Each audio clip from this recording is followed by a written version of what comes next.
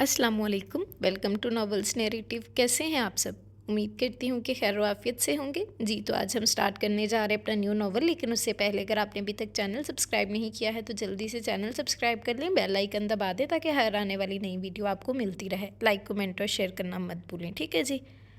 तो जो आज हम नॉवल स्टार्ट करने जा रहे हैं बहुत ही मज़े का नॉवल है, बहुत कमाल की स्टोरी है, यकीनन आप लोगों को पसंद आएगी। थोड़ा सा आप लोगों को नॉवल के बारे में बता देती हूँ कि जो नॉवल है वो एज डिफरेंस बेस्ड है, कज़न मैरिज बेस्ड है, फोर्स्ड मैरिज बेस्ड है, आफ्टर मैरिज बेस्ड है। बहुत ही मज़े की, बहुत ही कमाल की कहानी है, यकीनन आप लोगों को अच्छी लगेगी। तो चले बगैर वक्त ज़ाया किए हम स्टार्ट करते हैं और देखते हैं कि हमारी आज की कहानी में क्या होता है। कब्रिस्तान पर हू का आलम था। खामोशी की दबीज तय ने सारे कब्रिस्तान पर सन्नाटा तारी कर दिया था। कहीं कहीं चिड़ियों की आवाज़ इस खामोशी के पर्दे को फाड़ देती थी। मट्टी की कच्ची कब्र से अगरबत्ती की खुशबू इस माहौल को मज़ीद खौफनाक बना रही थी। उसे लग रहा था जैसे वो भी इस माहौल का हिस्सा बनने जा रहा हो। गहरे दुख के बायस उसकी आंखों से आंसू रवा थे, जिसे बिल आखिर अपने हाथ से वो साफ करने लगा। उसके हाथ में एक छोटा सा पंसूरा था जिसे वो बार बार पढ़ रहा था। धीरे धीरे कब्रिस्तान हल्की हल्की धुंध की लपेट में आने लगा। वो जाने कितनी बार तिलावत कर चुका था। जब वो कुछ सर में भारीपन सा महसूस करने लगा तब उसने तिलावत ख़त्म करते हुए दुआ के लिए हाथ उठाए। कुछ कदम दूर खड़े शौकत की नज़रें उसी पर थीं। एक लम्हा को उसकी आंखें भी भर्रा गई थीं, जिन्हें साफ करके वो उसके करीब आकर कहने लगा, बस करो और उठो, देर हो रही है, चलो शाबाश जल्दी करो। गर्दन मोड़कर बेख्याली से उसे तकते रहने के बाद वो बादल नौखास्ता उठ गया। वापसी में भी वो दोनों खामोश रहे। ये खामोशी घर तक बरकरार रही। जिस दिन से बिल्किस की वफ़ात हुई थी वो उसी दिन से यूं जर्दा और परेशान था। परेशानी की वजह घर में थी, जिसने अपने साथ साथ इन सबको परेशान कर दिया था। बिल्किस बेगम गवर्नमेंट कॉलेज में प्रोफेसर थी। कुछ अर्सा कबल ही उनका ट्रांसफ़र इस शहर में हो गया था। उनका शौहर एक उबाश अयाश दौलतमंद था। शराब व शबाब ही उसकी ज़िंदगी थी। चनाचे बिल्किस बेगम काफ़ी अर्सा पहले ही उससे लहदा हो चुकी थी। भाइयों ने अपने साथ अपने घर में रखना चाहते थे, लेकिन जॉब की वजह से उन्हें मुख्तलिफ इलाकों में अपनी ड्यूटी सर अंजाम देना होती थी। इसलिए वो उनके हमरा नहीं रह सकती थी, क्योंकि वो जॉब हरगिज़ नहीं छोड़ना चाहती थी। जवेज़ान उनका दूर का रिश्तेदार था। उसका बिल्किस बेगम के घर आना जाना था। सर्दियों की रात थी जब उसे सफ़ा की कॉल आई थी। वो बहुत परेशान थी। उसकी माँ की तबीयत अचानक ख़राब हो गई थी, जिसकी वजह से घबराहट में उसने उसी को फ़ोन किया। वो फ़ौरन बिल्किस बेगम को हॉस्पिटल ले गया था, जहाँ 15 दिन वो एडमिट रही थी और फिर बिलाखिर ज़िंदगी से हार गई थी। उनकी मौत से कुछ दिन पहले उनके ससुराल वालों ने खूब हंगामा किया था। उनका कहना था कि दादा की तरफ से मिलने वाली जायदाद, जो कि उसकी माँ को बतौर हक महर दी थी और माँ ने बेटी के नाम कर दी थी, सफ़ा को नहीं मिलनी चाहिए। उनका कहना था कि चूंकि वो लड़की ज़ात है, इसलिए उसका इतना हक नहीं बनता जितना कि उसके चचाजाद भाइयों का बनता है। उन्होंने एक नया शोशा ये छोड़ा कि गुलरेज़ की बात सफ़ा से तय कर दी जाए। गुलरेज़ एक अयाश उबाश किस्म का लड़का था, बल्कि इस बात पर बिल्कुल रजामंद नहीं थी। इसी तूतू मैमे में उनकी टेंशन इतनी बढ़ी कि उनका बीपी हाई हुआ और यूँ हमेशा के लिए जिम्मेदारी से बरियत जमा हो गई थी। मगर जाते जाते अपनी जिम्मेदारी जवेज़ान को सौंप गई थी। वो उसे अपने साथ ले आया था। उसे अपने साथ रखना उसकी मजबूरी थी, पर वो उसके लिए बहुत ज़्यादा फिक्रमंद था। जिस किस्म के हालात के दबाव में वो आ गई थी, ऐसे में से उदास होना ही था। वो उसकी दिलजोई करता रहता था। जिस उम्र में वो यतीम हुई थी, उस उम्र में तो औलाद को माँ बाप की ज़्यादा ज़रूरत होती है। वो अब भी उसके सामने बैठी रो रही थी। उसे खामोश नज़रों से तके जा रहा था। वो कम उम्र थी, लाउबाली थी। अगर वो उसे बहलाता था तो वो मान जाती थी। अब भी वो उसे मायूसी और नाउमीदी के था गहराइयों से निकालने की बातें करने लगा था। हालात बेहतर होने की, खुद को अकेला ना समझने की। फिर शौकत भी उसे रसान से समझाने लगा था। मरे हुए के साथ मरा नहीं जाता, वो उसे अक्सर यही कहता था। बिलाखिर उसे सब्र आ ही गया। वो कॉलेज जाने लगी थी। कॉलेज आने जाने से भी तबीयत की उदासी दूर हो गई थी। कभी कभार वो यूँ रोना शुरू कर देती थी कि सारा घर सर पर उठा लेती थी। ऐसे वक्त में सिपाही शौकत के कोई उसे चुप ना करवा सकता था। उसकी ये हालत देखकर जवेज़ान शदीद डिप्रेस होता जा रहा था। लेकिन गुजरता वक्त मरहम होता है, इंसान को सब्र करना सिखा देता है। वो रफ्ता रफ्ता नॉर्मल होने लगी थी। जवेज़ान भी अब काफ़ी हद तक मुतमईन हो गया था। वो बाकायदगी से कॉलेज जाने लगी थी। जवेज़ान के लिए ये बात तसल्ली बख्श थी। वो यहाँ एडजस्ट कर चुकी थी। आज भी कॉलेज से आने के बाद वो सो गई थी। काफ़ी देर तक अच्छी नींद लेने के बाद अब वो बिल्कुल फ्रेश थी। सो कमरे से निकल कर चाय पीने की घर से किचन में आई। मुलाजमा पहले ही से चाय बनाने में मसरूफ़ थी। वो खुश होकर बोली, मैं बिल्कुल ठीक वक्त पर आई हूँ सफ़ूरा खाला, मेरे लिए भी एक कप बना दें। वो वापस लाउंज में आई, फिर टीवी ऑन करके चैनल सर्चिंग में मसरूफ़ हो गई। जब इंसान को आते देखकर उसने वॉल्यूम कम कर दिया और उसे सलाम किया था। उसके सलाम का जवाब देकर वो हाथ में पकड़े अखबार को रोल करके सोफे पर बैठ गया था। ایک لمحے کو صفا پر نظر ڈالنے کے بعد وہ اخبار کھول کر اپنی نظریں اس پر جما چکا تھا۔ اسی دوران سفورہ خالہ چائے لے کر آئی تھیں۔ دونوں کو کپ دے کر وہ چلی گئی تھیں۔ کچھ کہنا ہے؟ زویزان کے الفاظ پر وہ حیرت زدہ رہ گئی۔ آخر اس نے کیسے بھانپ لیا کہ اسے کچھ کہنا ہے؟ پھر اس پر مزید سوچنے کی بجائے اس نے اس بات میں سر ہلایا۔ کہو۔ اب کی بار زویزان کی نظریں براہ راست اس کے چہرے پر تھیں۔ وہ ایک لاپرواہ اور لاؤبالی لڑکی تھی۔ اس وقت وہ لائٹ بلو جینس پر وائٹ شرٹ پہنے ہوئے تھی۔ آستین کے بٹن کھلے تھے۔ ڈھیلی ڈالی شرٹ پر دوپٹے کا نام و نشان تک نہ تھا۔ وہ اس کے حلیے کو بغور ملاحظہ کر رہا تھا۔ اس لمحے اس کا حلیہ اسے خاصا ناگوار گزرا، لیکن پہلے وہ اس کی بات سننا چاہتا تھا جو وہ کہنا چاہتی تھی، سو وہ کہنے لگی۔ انہوں نے ہماری زندگی جیرن کر دی تھی۔ ہر وقت ایک ہی گردان، ساری جائیداد میں سے سب کا سب ہمارا ہے۔ وہ بڑے گنڈے ہیں۔ ان کی گنڈا گردی کو ایک دم اس کی زبان کو بریک لگا۔ اس کی پیشانی پر پانی کے قطرے پھسلنے لگے تھے جسے اس نے اپنے ہاتھوں سے صاف کیا تھا۔ وہ اس کی بات سن رہا تھا یا نہیں، اس کا اندازہ اسے مکمل طور پر نہیں ہو پا رہا تھا۔ اس نے دھیرے دھیرے سر اٹھا کر ذرا کی ذرا اس کے چہرے کی طرف دیکھا۔ کیا آیا گنڈے والی بات پر اس کا کیا رد عمل ہے؟ لیکن اسے یہ دیکھ کر گہرا اطمینان ہوا کہ وہ مکمل طور پر اپنی چائے کی جانب متوجہ تھا۔ جہاں سے سلسلہ کلام ٹوٹا تھا وہ وہیں سے پھر جوڑنا تھا۔ وہ ایک بار پھر ایک گہری سانس لے کر شروع ہو گئی۔ انہیں کی وجہ سے میری امی کی یہ حالت ہوئی۔ مجھے تنگ کرنا تو الگ، وہ بےہودہ گلریز تو میرے پیچھے پڑا ہوا ہے۔ وہ شادی کے لیے مجھے مجبور کرتا رہتا ہے، اغوا کی دھمکیاں دیتا تھا۔ اگر میں سچ مچ اغوا ہو گئی تو کیا ہوگا؟ وہ بہت بڑا بدماش ہے۔ یہ کہتے ہی ایک بار پھر سے وہ رک گئی تھی۔ ڈرتے ڈرتے اس کے چہرے پر ایک نظر ڈال کر بات سنبھالنے کی غرض سے کہنے لگی۔ میرا مطلب ہے کہ وہ آوارہ ہے۔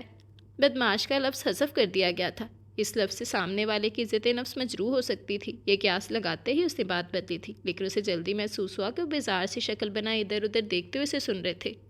تم کالج جا رہے ہو یا نہیں؟ اس کی بات نے اس کی سوچ کی تصدیق کر دی تھی، اس لیے نہایت سپاٹ سے انداز میں اس نے کہا تھا۔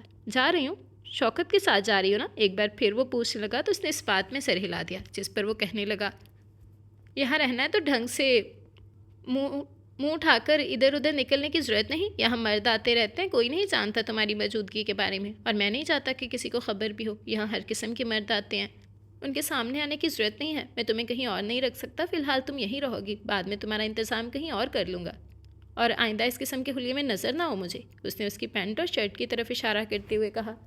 اس کے اشارے پر اس نے بھی خود پر ایک ناقدانہ نگاہ ڈالی تھی۔ اس کی بات سے اسے شدید رنج ہوا تھا، یعنی وہ اب اس کی مرضی سے ڈریس اپ ہوا کرے گی۔ اسے اس کی یہ بات بالکل اچھی نہیں لگی تھی۔ تب بھی اس کے چہرے سے اس کی خفگی کا اظہار ہونے لگا تھا، لیکن وہ بندہ شاید چہرے کو پڑھنا نہیں جانتا تھا۔ وہ اس کے دل کا حال جانے بغیر اسے ہدایات دے رہا تھا۔ وہ اٹھ کر چلا گیا اور وہ اس کی باتوں کو سوچتی اپنے کمرے میں آ گئی تھی۔ لائٹ پنک کلر کی بیڈ شیٹ پر لیٹی وہ اپنی پچھلی زندگی کے حسین یادوں کو سوچ رہی تھی۔ اسے اپنی ماں یاد آ رہی تھی۔ اس نے کبھی خواب میں بھی نہیں سوچا تھا کہ وہ انہیں یوں کھو دے گی، لیکن وہ اسے کھو چکی تھی۔ کئی آنسو پلکوں کی باڑ سے نکل کر اس کے چہرے کو بھگو کر اس کی قمیض میں جذب ہو گئے تھے۔ لوگ کہتے ہیں کہ غم انسان کو مار ڈالتے ہیں۔ اگر یہ سچ ہوتا تو اپنی ماں کو کھونے کے اس شدید غم کے باعث مر جاتی، لیکن وہ تو زندہ تھی۔ یعنی غم انسان کو آدموا کر دیتا ہے، پر اس کی جان نہیں لیتا۔ کوئی اس کے مرنے پر نہیں مرا کرتا، کوئی کسی کے مرنے پر نہیں مرا کرتا۔ وہ الٹا سیدھا سوچتی ہوئی تکیے کو بازو میں بینچ کر رونے لگی تھی۔ ماں کی گود میں سر رکھ کر رونے والی اب اس کی یاد کے ساتھ رو رہی تھی۔ یہ اس کی بدقسمتی ہی تو تھی۔ دنیا میں ایسے بہت بد نصیب ہوتے ہیں جو اس ٹھنڈی چھاؤں سے محروم ہوتے ہیں، لیکن ان میں سے ایک وہ بھی تو تھی۔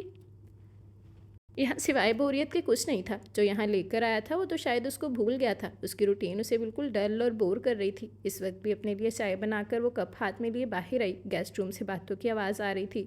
گیسٹ روم کا ایک دروازہ چونکہ برآمدے میں تھا، اسی لیے اسے باتوں کی آواز صاف سنائی دے رہی تھی۔ بے خیالی میں اس نے گیسٹ روم کا دروازہ کھولا اور جھانکنے لگی، لیکن ایک دم وہ سٹپٹا گئی تھی۔ وہاں ایک دو نہیں، پورے 15-16 مرد تھے۔ سب کے سب اس کی جانب متوجہ ہو گئے۔ وہ گھبرا کر جلدی سے دروازہ بند کر گئی۔ اس نے اکثر کے چہرے پر مسکراہٹ دیکھی تھی، اور اس نے اپنی طرف دیکھتے زویزان کی نظروں کو بھی نوٹ کیا تھا۔ وہ تیز تیز قدموں سے اپنے کمرے میں آئی تھی۔ بیوقوفی کی اس نے حد کر دی تھی۔ یکایک اس کی توجہ اپنے حلیے کی جانب مبذول ہو گئی۔ یکایک اس کی نظر اپنے حلیے کی جانب مبذول ہو گئی۔ وہ بلو جینس اور وائٹ شرٹ میں ملبوس تھی۔ اب کیا ہوگا؟ وہ حقیقی معنوں میں ڈر گئی تھی۔ اب وہ بے چینی سے سارے کمرے میں چکراتی پھر رہی تھی۔ رات کے کھانے پر اسے ملازمہ بلانے آئی تھی، وہ اطلاع دیتی چلی گئی۔ اسے شدید بھوک لگ رہی تھی، اور پھر اس کے خیال میں اس نے ایسی کوئی حرکت نہیں کی کہ جو مرنے مارنے والی ہو۔ وہ خود کو ڈھارس دیتی ڈائننگ روم میں چلی آئی تھی۔ سلام خود بخود منہ سے بے وقت نکلا تو فوراً ایک کرسی گھسیٹ کر بیٹھ گئی۔ اس نے اس کے سلام کا جواب دیا اور خاموشی سے کھانا کھانے لگا۔ وہ بھی کھا رہی تھی، مگر نوالا حلق میں پھنس رہا تھا۔ بھوک شدید تھی، لیکن دل نہیں چاہ رہا تھا۔ 2-4 लुक़मे जहर मार करने के बाद वो उठ गई। उसे उठते देख कर वो बोला था, बैठ जाओ और खाना खाओ। मुझे भूख नहीं, वो मिनमिनाई थी। मेरे कमरे में जाओ, मैं आ रहा हूँ, मुझे तुमसे एक बात करनी है। उसे अपने कमरे में जाने का हुक्म देकर वो स्वीट डिश अपनी प्लेट में निकालने लगा, जिसे देखकर उसके मुंह में बेसाख्ता पानी भर आया। लेकिन चूंकि वो भूख नहीं है कह चुकी थी, इसलिए उसे जाना पड़ा। वो मुर्दा कदमों से उसके कमरे में आ गई और बेड पर पाँव लटकाए लेट गई थी। सेहन में मुनासिब अल्फाज तरतीब देकर वो अपने बचाव की राहें तलाश कर रही थी। डांट यकीनी थी, इसलिए बचाव के बहाने गढ़ने लगी। वो कुछ देर बाद अंदर आया। उसे यूँ लेटे देख कर उसने बहालत मजबूरी दरवाजे पर दस्तक दी। वो चौंक कर उठ बैठी और सर झुका गई थी। वो कॉर्नर में पड़ी कुर्सी उठाकर बेड से ज़रा फासले पर रखकर उस पर बैठते हुए बोला था, जब मैंने तुम्हें मना किया था कि तुम मुंह उठाए इधर उधर नहीं झांकोगी, तो इसके बावजूद तुम क्यों उधर आई? उसका लहजा धीमा मगर अंदाज सख्त था। मुझे नहीं पता था कि वहाँ इतने मर्द होंगे। उसके दिफाई जुमले को आगे बढ़ने से रोकते हुए वो फ़ौरन जवाबन बोला, जब तुम्हें पता था कि अंदर कोई है तो अंदर आने की ज़रूरत क्या थी? अब की बार वो सख्त लहजे में बोला, गलती हो गई। उसने फ़ौरन इतराफ़ कर लिया। वो पहले पहल तो उसे चंद लम्हे देखता रहा, फिर गोया हुआ था। मना किया था मैंने कि मुझे इस लिबास में नजर ना हो। दोनों बाजू कुर्सी के हैंडल पर जमाए, दोनों हाथों की मुट्ठियाँ बनाए, वो उसे सख्त नज़रों से देख रहा था। मेरे पास यही ड्रेसेस है, मैं कहाँ से लाऊं बाकी कपड़े?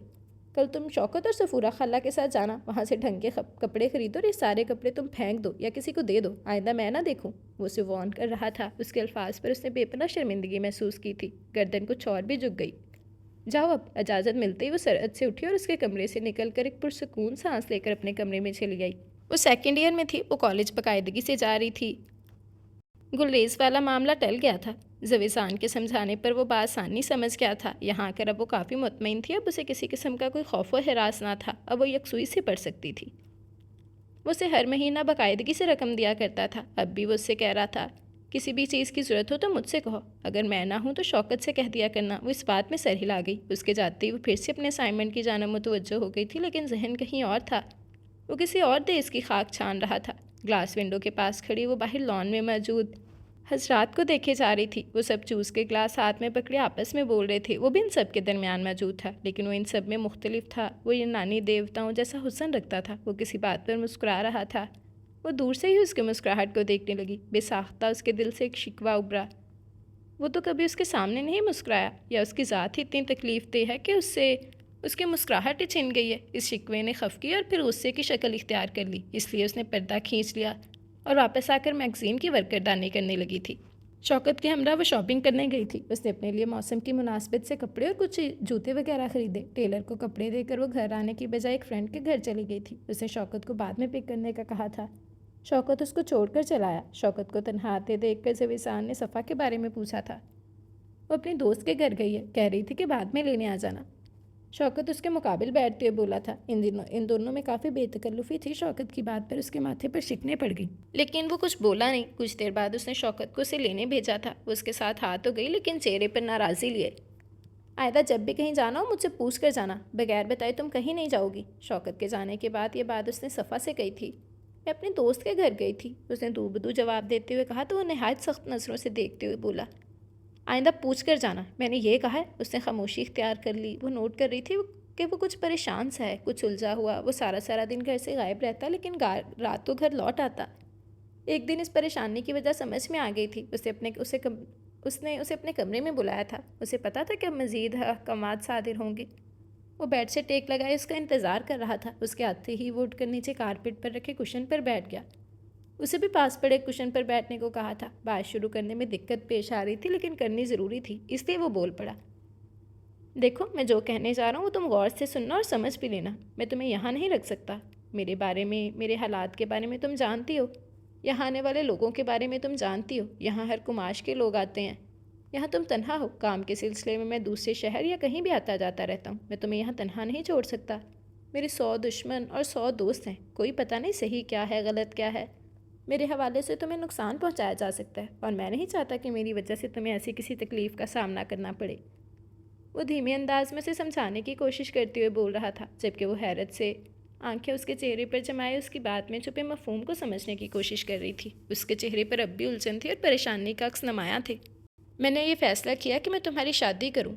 وہ دھماکہ کرتے ہوئے بولا جبکہ وہ حیرت سے گمسم سے اسے دیکھ رہی تھی۔ میرا ایک دوست ہے، وہ بہت شریف اور پڑھا لکھا بندہ ہے، انجینئر ہے، اس کی فیملی بھی اچھی ہے، وہ تم سے شادی کرنے کو تیار ہے، شکل و صورت کا بھی اچھا ہے، اگر تم ملنا چاہو تو میں اسے ملوا دوں گا، میں چاہتا ہوں کہ یہ شادی جلد از جلد ہو۔ وہ کچھ پل کے لیے رکا جبکہ وہ دم بخود اسے دیکھے جا رہی تھی، یعنی وہ اس درد سر سے چھٹکارا پانا چاہتا ہے، وہ سوچ رہی تھی اور وہ بغور اس کے چہرے کو دیکھ رہا تھا۔ مجھے شادی نہیں کرنی، چند لمحوں کے توقف کے بعد وہ بولی تھی۔ یہاں اگر تم مجھے نہیں رکھ سکتے تو کوئی بات نہیں، میں اپنے گھر چلی جاؤں گی، وہیں رہوں گی، میرے فرض سے چھٹکارا پانے کی جو صورت تم نے نکالی ہے وہ مجھے ہرگز قبول نہیں ہے، وہ بدتمیزی سے کہتی اٹھ گئی تھی۔ تم غلط سمجھ رہی ہو، وہ بھی اٹھ گیا۔ میں صرف اور صرف تمہارے بہتر مستقبل کے لیے ایسا کر رہا ہوں، اور ایسا کرنا ضروری ہے، وہ اپنی بات پر زور دیتے ہوئے بولا۔ مجھے نہیں کرنی شادی، وہ چلا اٹھی تھی، مجھے گھر جانا ہے، یہ کہتے ہوئے وہ کمرے سے نکل گئی۔ اس کی الجھن میں مزید اضافہ ہو گیا تھا، اس کا انکار اس کی الجھن کو بڑھا رہا تھا۔ وہ اے سی آن کیے اپنے بستر پر دراز ہو کر کتاب پڑھ رہا تھا جب موبائل کی بیل بج اٹھی تھی۔ اس نے کال ریسیو کی، دوسری جانب شوکت تھا۔ ہاں کہو، وہ حیران ہوا۔ شوکت صفا کو لینے گیا تھا تو اس وقت اس کی کال کیوں آ گئی؟ وہ صفا تو ساتھ جانے سے انکاری ہے، کہہ رہی ہے کہ اپنے گھر جاؤں گی۔ اس کی بات نے زویسان کو تپا دیا تھا۔ کہاں ہے وہ پیدل ہی چل پڑی ہے، وہ مزید بولا۔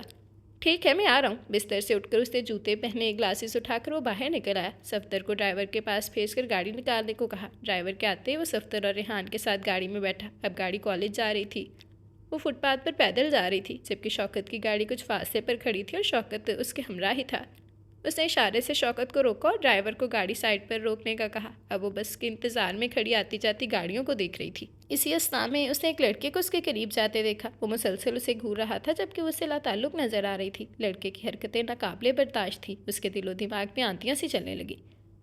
جاؤ ریحان، بلاؤ اسے، اس نے پچھلی سیٹ پر برے جمان ریحان سے کہا تھا۔ ریحان اس کے پاس گیا لیکن کچھ ہی پل بعد مایوس سی شکل بنائے چلایا تھا۔ وہ نہیں آ رہی۔ وہ خود ہی گاڑی سے اترا۔ وہ اسے اپنی جانب آتا دیکھ چکی تھی لیکن انجان بن گئی۔ وہ اس کے نزدیک پہنچ گیا۔ چلو آؤ، وہ سخت لہجے میں بولا تھا۔ نہیں، میں اپنے گھر جاؤں گی، وہ اٹل و قطعی انداز میں بولی تھی۔ اس نے آؤ دیکھا نہ تاؤ، اس کی کلائی پر مضبوطی سے ہاتھ جمائے اسے کھینچتا ہوا اپنی گاڑی کی جانب بڑھا۔ گاڑی کا دروازہ کھول کر اس نے اسے اندر کی جانب پٹخا اور اس قدر زور سے پٹخنے میں اس کا سر ڈیش بورڈ سے ٹکرایا تھا، وہ خود بھی بیٹھ گیا۔ ریحان اور صفدر، تم دونوں اس لڑکے کے پاس جاؤ اور اسے ذرا سبق سکھاؤ۔ وہ دونوں اس لڑکے کے پاس چلے گئے۔ صفا بار بار زویسان کو انہیں روکنے کا کہہ رہی تھی لیکن وہ بالکل نہیں سن رہا تھا۔ اب منع کریں انہیں، ورنہ میں اس کی طرف سے کوئی رد عمل نہ پا کر وہ دروازہ کھولنے لگی تھی جب پھرتی سے اس نے اس کا ہاتھ پکڑ کر اسے گاڑی سے اترنے سے روکا۔ وہ مر جائے گا، وہ روحان سی ہو گئی۔ کچھ پل تک اسے دیکھتے رہنے کے بعد اس نے کھڑکی سے سر نکال کر انہیں ہاتھ کے اشارے سے واپس آنے کو کہا۔ وہ دونوں واپس آ گئے تھے۔ ان کے بیٹھتے ہی گاڑی سٹارٹ ہو چکی تھی۔ گلاسز آنکھوں پر چڑھائے وہ اس وقت بالکل ریلیکس موڈ میں دکھائی دے رہا تھا، جیسے کچھ ہوا ہی نہ ہو۔ دونوں آستین نے فولڈ کیے۔ وہ صفا یعقوب کو بہت شفاق لگ رہا تھا۔ گھر آنے کے بعد اس نے کچھ نہیں کہا تھا، نہ ہی کچھ پوچھا تھا۔ اس دن صفا کو اس پر شدید غصہ آیا تھا۔ وہ سمجھتی تھی کہ اس کے اس قدر شدید رد عمل کے بعد بلا سر سے ٹل گئی ہوگی، لیکن بات ٹلی نہیں تھی۔ وہ لاؤنج میں بیٹھی فلم دیکھ رہی تھی جب وہ باہر سے آیا۔ اسے لاؤنج میں بیٹھے دیکھ کر وہ اپنے کمرے میں جانے کی بجائے اس کے پاس آ کر بیٹھ گیا۔ کچھ دیر تک تو وہ اس سے اسٹڈیز کے بارے میں پوچھتا رہا، پھر ایک دم موضوع بدلتے ہوئے بولا، پھر کیا سوچا تم نے شادی کے بارے میں؟ ایک بار پھر وہ اسے قائل کرنے کی کوشش کرتے ہوئے بولا۔ کس بارے میں؟ وہ نہایت ترشی سے کہتی بالکل انجان بن گئی تھی۔ یہی کہ میں تمہاری شادی کروانا چاہتا ہوں، اس نے بغیر لگی لپٹی رکھے جواب دیا۔ میں آپ سے کہہ چکی ہوں کہ میں شادی کرنا نہیں چاہتی، میں فی الحال پڑھنا چاہتی ہوں، اس نے بگڑتے ہوئے کہا۔ تم شادی کے بعد بھی پڑھ سکتی ہو، کمال تمہاری شادی کے بعد تمہاری پڑھائی پر کوئی پابندی نہیں لگا رہا، اس نے یہ بہانہ بھی رد کر دیا تھا۔ لیکن میں کسی صورت یہ شادی نہیں کر سکتی اور نہ ہی کرنا چاہتی ہوں۔ کیوں؟ اس نے اس کے چہرے پر نظریں جمائی، کچھ کھوجنا چاہا تھا۔ بس مجھے یہاں شادی نہیں کرنی، اس نے فوراً جواب دیتے ہوئے کہا تھا۔ کس سے کرنی ہے؟ تم اپنی پسند بتا دو، اس نے اب کی بار بھی تحمل اور نرمی سے پوچھا تھا۔ فی الحال میں اس کے بارے میں نہیں جانتی، اس نے بات کو ٹالا تھا۔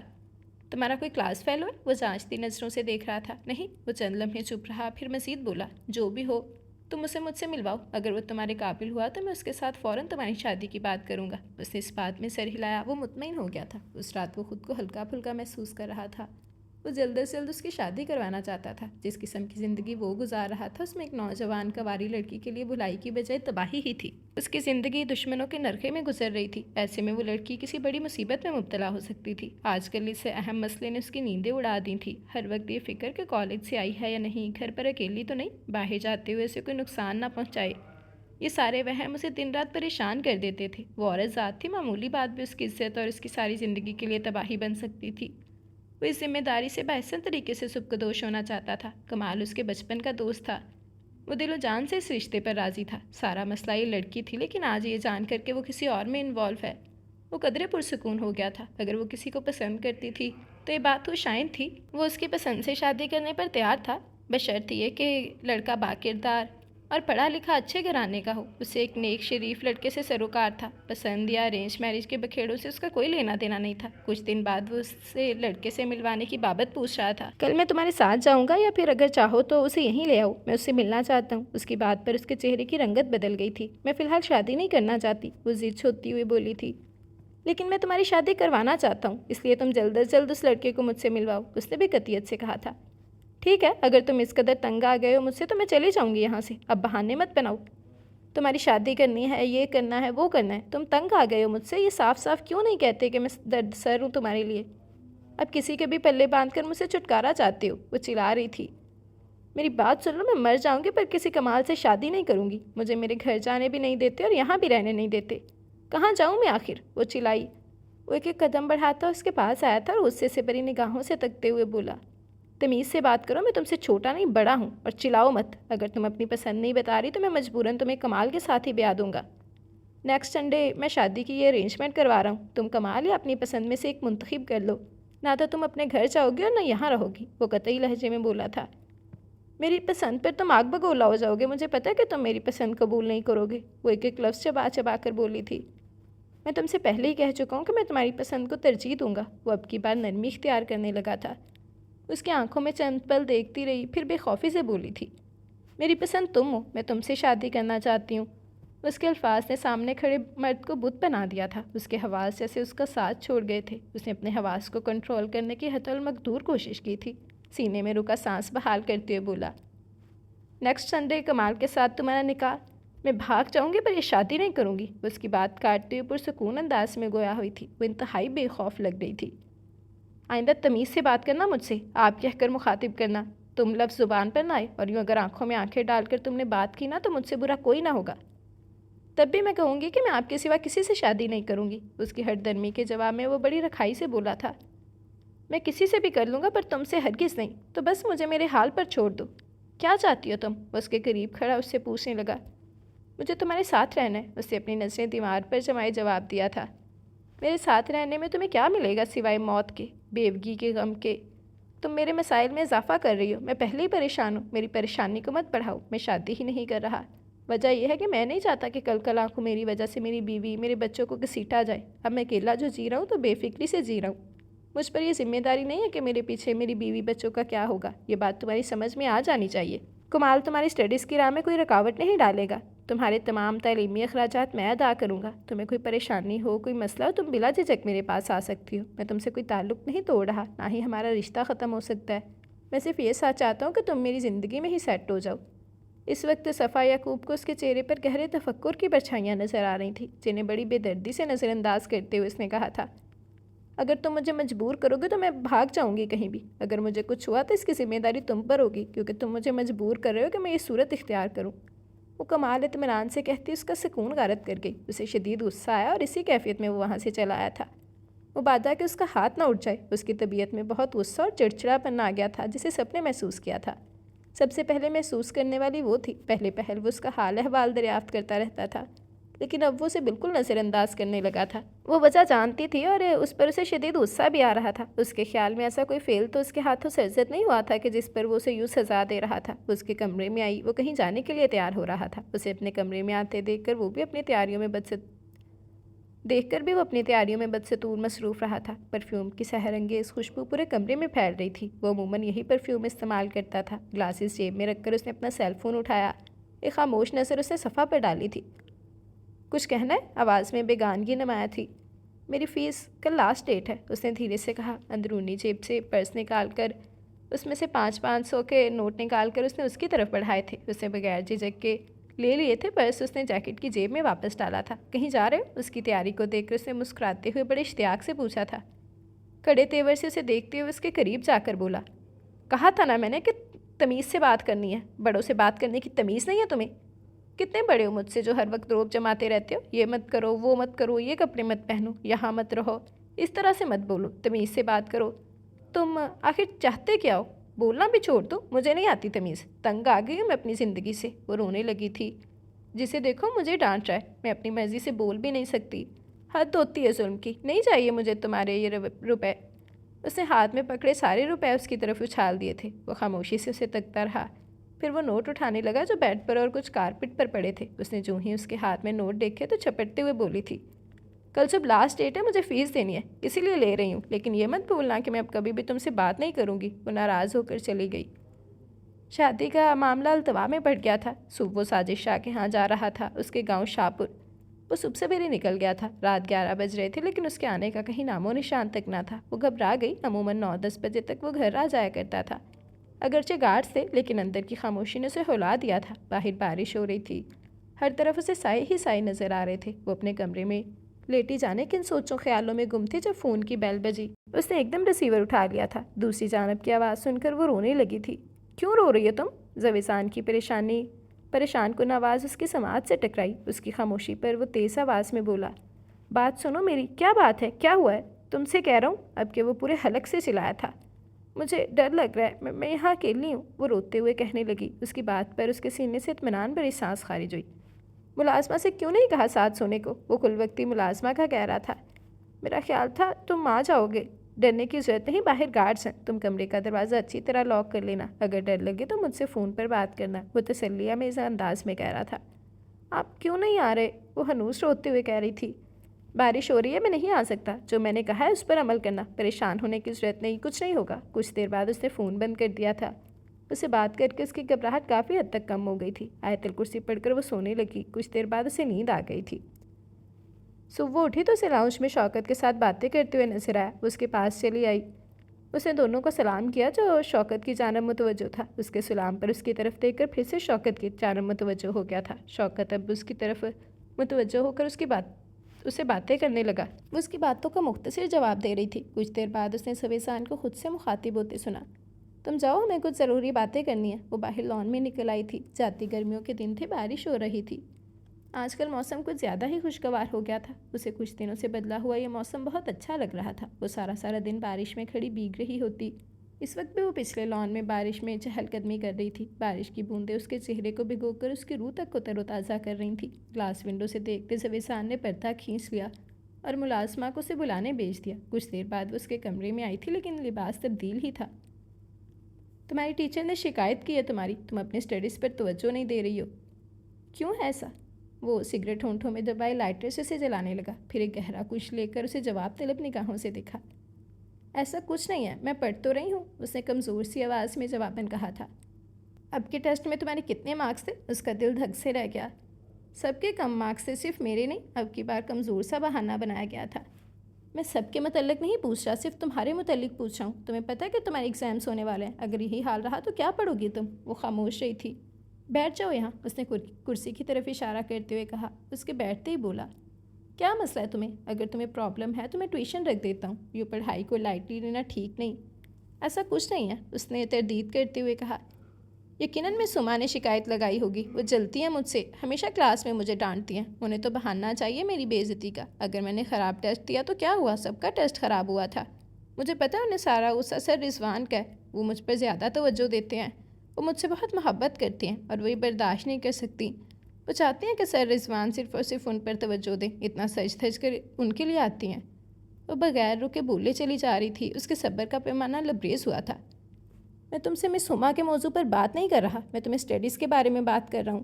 آئندہ اگر تمہارا ٹیسٹ اس قدر بکواس اور تھرڈ کلاس ہوا تو میں تمہاری پڑھائی کا سلسلہ بند کر دوں گا۔ سائڈ ٹیبل کی طرف بڑھ کر اس نے کچھ پیپرز نکالے اور پھر اس کے قریب آ کر وہ پیپرز اس نے اس کے ہاتھ میں تھمائے تھے۔ یہ ہے تمہارا ٹیسٹ۔ اس کی نظر صفحات پر پڑی۔ مس ہما جلتی ہیں تم سے، وہ طنزیہ انداز میں بولا۔ سر رضوان کی بجائے اگر تم اپنی پڑھائی پر توجہ مرکوز کر دو تو بہتر ہوگا۔ اس کے جملے نے اسے اچھا خاصا تبا دیا۔ اس نے جھٹکے سے سر اٹھایا اور کہنے لگی، کیا مطلب ہے میں سر رضوان پر کیوں توجہ دوں گی؟ آخر سمجھ کیا رکھا ہے آپ نے مجھے تو لگتا ہے کہ آپ کا ہی مس کے ساتھ کوئی چکر ہے، جب بھی ان کے ورگلانے پر آپ یوں الزامات سمیت غصہ ہو رہے ہیں۔ مس رخشندہ کی بات پر یقین کر لیا، اور جو میں کہہ رہی ہوں اس پر رتی برابر یقین نہیں آیا آپ کو؟ میں اس کی شکایت لگاؤں گی کہ وہ ہمیں صحیح نہیں پڑھاتی، صرف اپنے فیشن اور سر رضوان پر توجہ دیتی ہیں، ہماری پڑھائی پر نہیں۔ غصے سے اس کا چہرہ لال بھبوکا ہو رہا تھا۔ آئندہ مجھے کوئی شکایت نہیں ملنی چاہیے، اگر تمہارا یہی حال رہا پڑھائی میں تو میں تمہارا کالج جانا بند کر دوں گا، بعد میں مجھے کوئی الزام نہ دینا، ایسا کرنے پر تم مجھے مجبور کرو گی۔ اس کے دھمکانے پر وہ کچھ دل ملاتی ہوئی اس کے پاس سے ہٹ گئی تھی۔ وہ کالج سے واپسی پر رقبی سیٹ پر بیٹھی اپنی گود میں دھری کتابوں پر انگلی سے لکیریں کھینچ رہی تھی جب گاڑی ایک 5 اسٹار ہوٹل کے سامنے سے گزری تو بے ساختہ اس کی نظریں ہوٹل کے گلاس ڈور سے نکلتے زویزان پر پڑی۔ وہ اکیلا نہیں تھا، اس کے ہمراہ نگین بھی تھی۔ وہ دونوں کار کی جانب بڑھے تھے، ریحان اور صفدر بھی ان کے ہمراہ تھے۔ غصے کی ایک شدید لہر اس کے تن بدن میں اٹھی تھی۔ اس دن وہ سارا دن غصے کی کیفیت میں مبتلا رہی تھی، لیکن کچھ ہی دن بعد وہ اس بات کو بھول بھال گئی تھی۔ وہ باہر لان میں بیٹھا اخبار پڑھ رہا تھا جب وہ اس کے پاس آئی تھی۔ اس نے ایک سرسری نگاہ اس پر ڈالی، پھر اخبار میں گم ہو گیا تھا۔ مجھے کچھ رقم چاہیے، اخبار ہٹا کر اس نے کچھ پل استفہامی نظر سے دیکھا، پھر اپنی جیب کی شرٹ سے رقم نکال کر اس کے حوالے کی۔ 1000 اور، اس نے گننے کے بعد مزید مانگے۔ اس نے 1000 کا نوٹ نکال کر اس کے ہاتھ میں تھما دیا۔ مجھے شاپنگ کرنے جانا ہے، کسی کے برتھ ڈے کے لیے گفٹ لینا ہے، کس کے ساتھ جاؤں؟ وہ بالکل فریش موڈ میں تھی۔ شوکت آنے والا ہے، اس کے ساتھ چلی جانا، چائے کا کپ اٹھا کر اس نے کہا۔ پر مجھے آپ کے ساتھ جانا ہے، مجھے ضروری کام ہے، تم شوکت کے ساتھ چلی جانا، وہ رقم اس کو واپس دینے لگی۔ بس مجھے نہیں جانا۔ اس کا ہاتھ بڑھتا نہ دیکھ کر رقم ٹیبل پر رکھ کر مڑنے لگی تو وہ بولا، ٹھیک ہے تم تیار ہو جاؤ، میں جا رہا ہوں تمہارے ساتھ، دوپٹہ بڑھا لو۔ ساتھ ہی تنبیہ کرتے ہوئے بولا تھا۔ وہ خوشی خوشی بڑا دوپٹہ پہنے اس کے ساتھ بازار چلی آئی۔ اس نے ایک شرٹ اور ایک پرفیوم خرید کر اس کی پیمنٹ کی۔ وہ خاموشی سے اس کی خریداری کو دیکھ رہا تھا۔ وہ کسی میل فرینڈ کے لیے خرید رہی تھی۔ وہ جو اس سے 4000 روپے ہتھیا چکی تھی، ان روپیوں میں اس نے کسی کے لیے گفٹ خریدا تھا۔ اتنی دیدہ دلیری آج تک اس نے کسی میں نہیں دیکھی تھی۔ گاڑی میں بیٹھتے ہی اس کے پاس کسی کی کال آئی تھی۔ ہاں میں آ رہا ہوں کچھ دیر میں۔ ٹھیک ہے، کس وقت تک رہو گی وہاں؟ ہاں بس آ رہا ہوں۔ Only 20 minutes. اس کا لہجہ صفائی یعقوب کو بہت خوشگوار محسوس ہوا تھا۔ یہ آپ کا گفٹ؟ اس نے گفٹ پیک اٹھا کر ٹیبل پر رکھ دیے تھے جبکہ وہ حیران نظروں سے کل خریدنے والے پیکٹ شدہ گفٹ کو دیکھ رہا تھا۔ وہ شوکت بھائی نے مجھے آپ کی ڈیٹ آف برتھ بتائی تھی تو میں نے آپ کے برتھ ڈے پر آپ کے لیے گفٹ خریدا، اس نے وضاحت دی تھی۔ وہ اس گفٹ کو دیکھتا رہ گیا۔ یہ کسی کو دیے جانے والا ایسا پہلا گفٹ تھا، خود اس بندے کے پیسوں سے خریدا گیا تھا۔ Thank you. کچھ پل بعد اس نے بشاشت سے اس کا شکریہ ادا کیا تھا۔ تم نے میرے لیے اتنا قیمتی تحفہ خریدا، اس کے لیے ایک بار پھر شکریہ۔ وہ مسکرا رہا تھا۔ آپ کو پسند آیا؟ وہ سادگی سے پوچھنے لگی۔ ہاں بہت۔ وہ ہنوز مسکرائے جا رہا تھا۔ آپ ہنس کیوں رہے ہیں؟ لگتا ہے آپ کو پسند نہیں آیا، اسے شک کی نظر سے دیکھتے ہوئے دریافت کیا۔ مجھے بہت پسند آیا، اتنا اچھا گفٹ کسی کو بھی پسند آ سکتا ہے، اسے گفٹ کھولتے ہوئے اسے مطمئن کرنا چاہا۔ ریلی؟ اس نے اشتیاق سے پوچھا۔ بالکل۔ پرفیوم نکال کر اس نے خود پر سپرے کیا۔ وہ خوش ہو کر اس پرفیوم کی سحر انگیز خوشبو پر مزید روشنی ڈالنے لگی تھی۔ اس کے امتحان ہونے والے تھے، وہ دل جمی سے پڑھائی کر رہی تھی۔ ابھی وہ بیٹھی پڑھ رہی تھی جب ملازم زویزان کا پیغام لایا تھا۔ صاحب آپ کو بلا رہے ہیں۔ وہ کتاب بند کر کے کمرے سے نکلی۔ سفورہ خالہ، زویزان بھائی کہاں ہیں؟ گراؤنڈ صاف کرتی سفورہ خالہ سے اس نے دریافت کیا تھا۔ ڈرائنگ روم میں، کہہ کر وہ کچن میں چلی گئی تھی جبکہ وہ ڈرائنگ روم میں چلی آئی۔ اندر داخل ہوتے اسے زویزان کے ہمراہ ایک اچھا خاصا خوش شکل نوجوان بیٹھا نظر آیا۔ آؤ بیٹھو، زویزان نے کچھ فاصلے پر رکھے صوفے کی طرف اشارہ کرتے ہوئے کہا۔ وہ سنچو پنچ میں مبتلا بیٹھ گئی، لیکن بیٹھنے سے پہلے وہ سلام کر چکی تھی جس کا جواب نوجوان نے بڑی پرجوش مسکراہٹ کے ساتھ دیا تھا۔ یہ کمال ہے اور کمال یہ صفا ہے، وہ ان دونوں کا تعارف کروا رہا تھا۔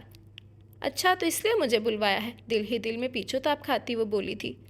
مجھے کچھ کام ہے۔ وہ ایک دم اٹھی اور چلی گئی تھی جبکہ زویزان شرمندہ سا حیران و پریشان ہو کر کمال کو دیکھ رہا تھا۔ کمال کے جاتے اس نے خوب لٹارا۔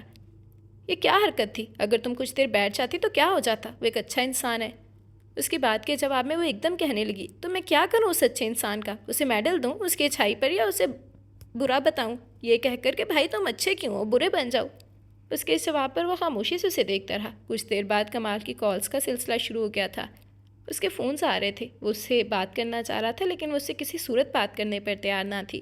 ایک دن اس نے اچھی خاصی عزت افزائی کی تھی۔ آپ روز روز کیوں فون کرتے ہیں جبکہ میں آپ سے بات نہیں کرنا چاہتی؟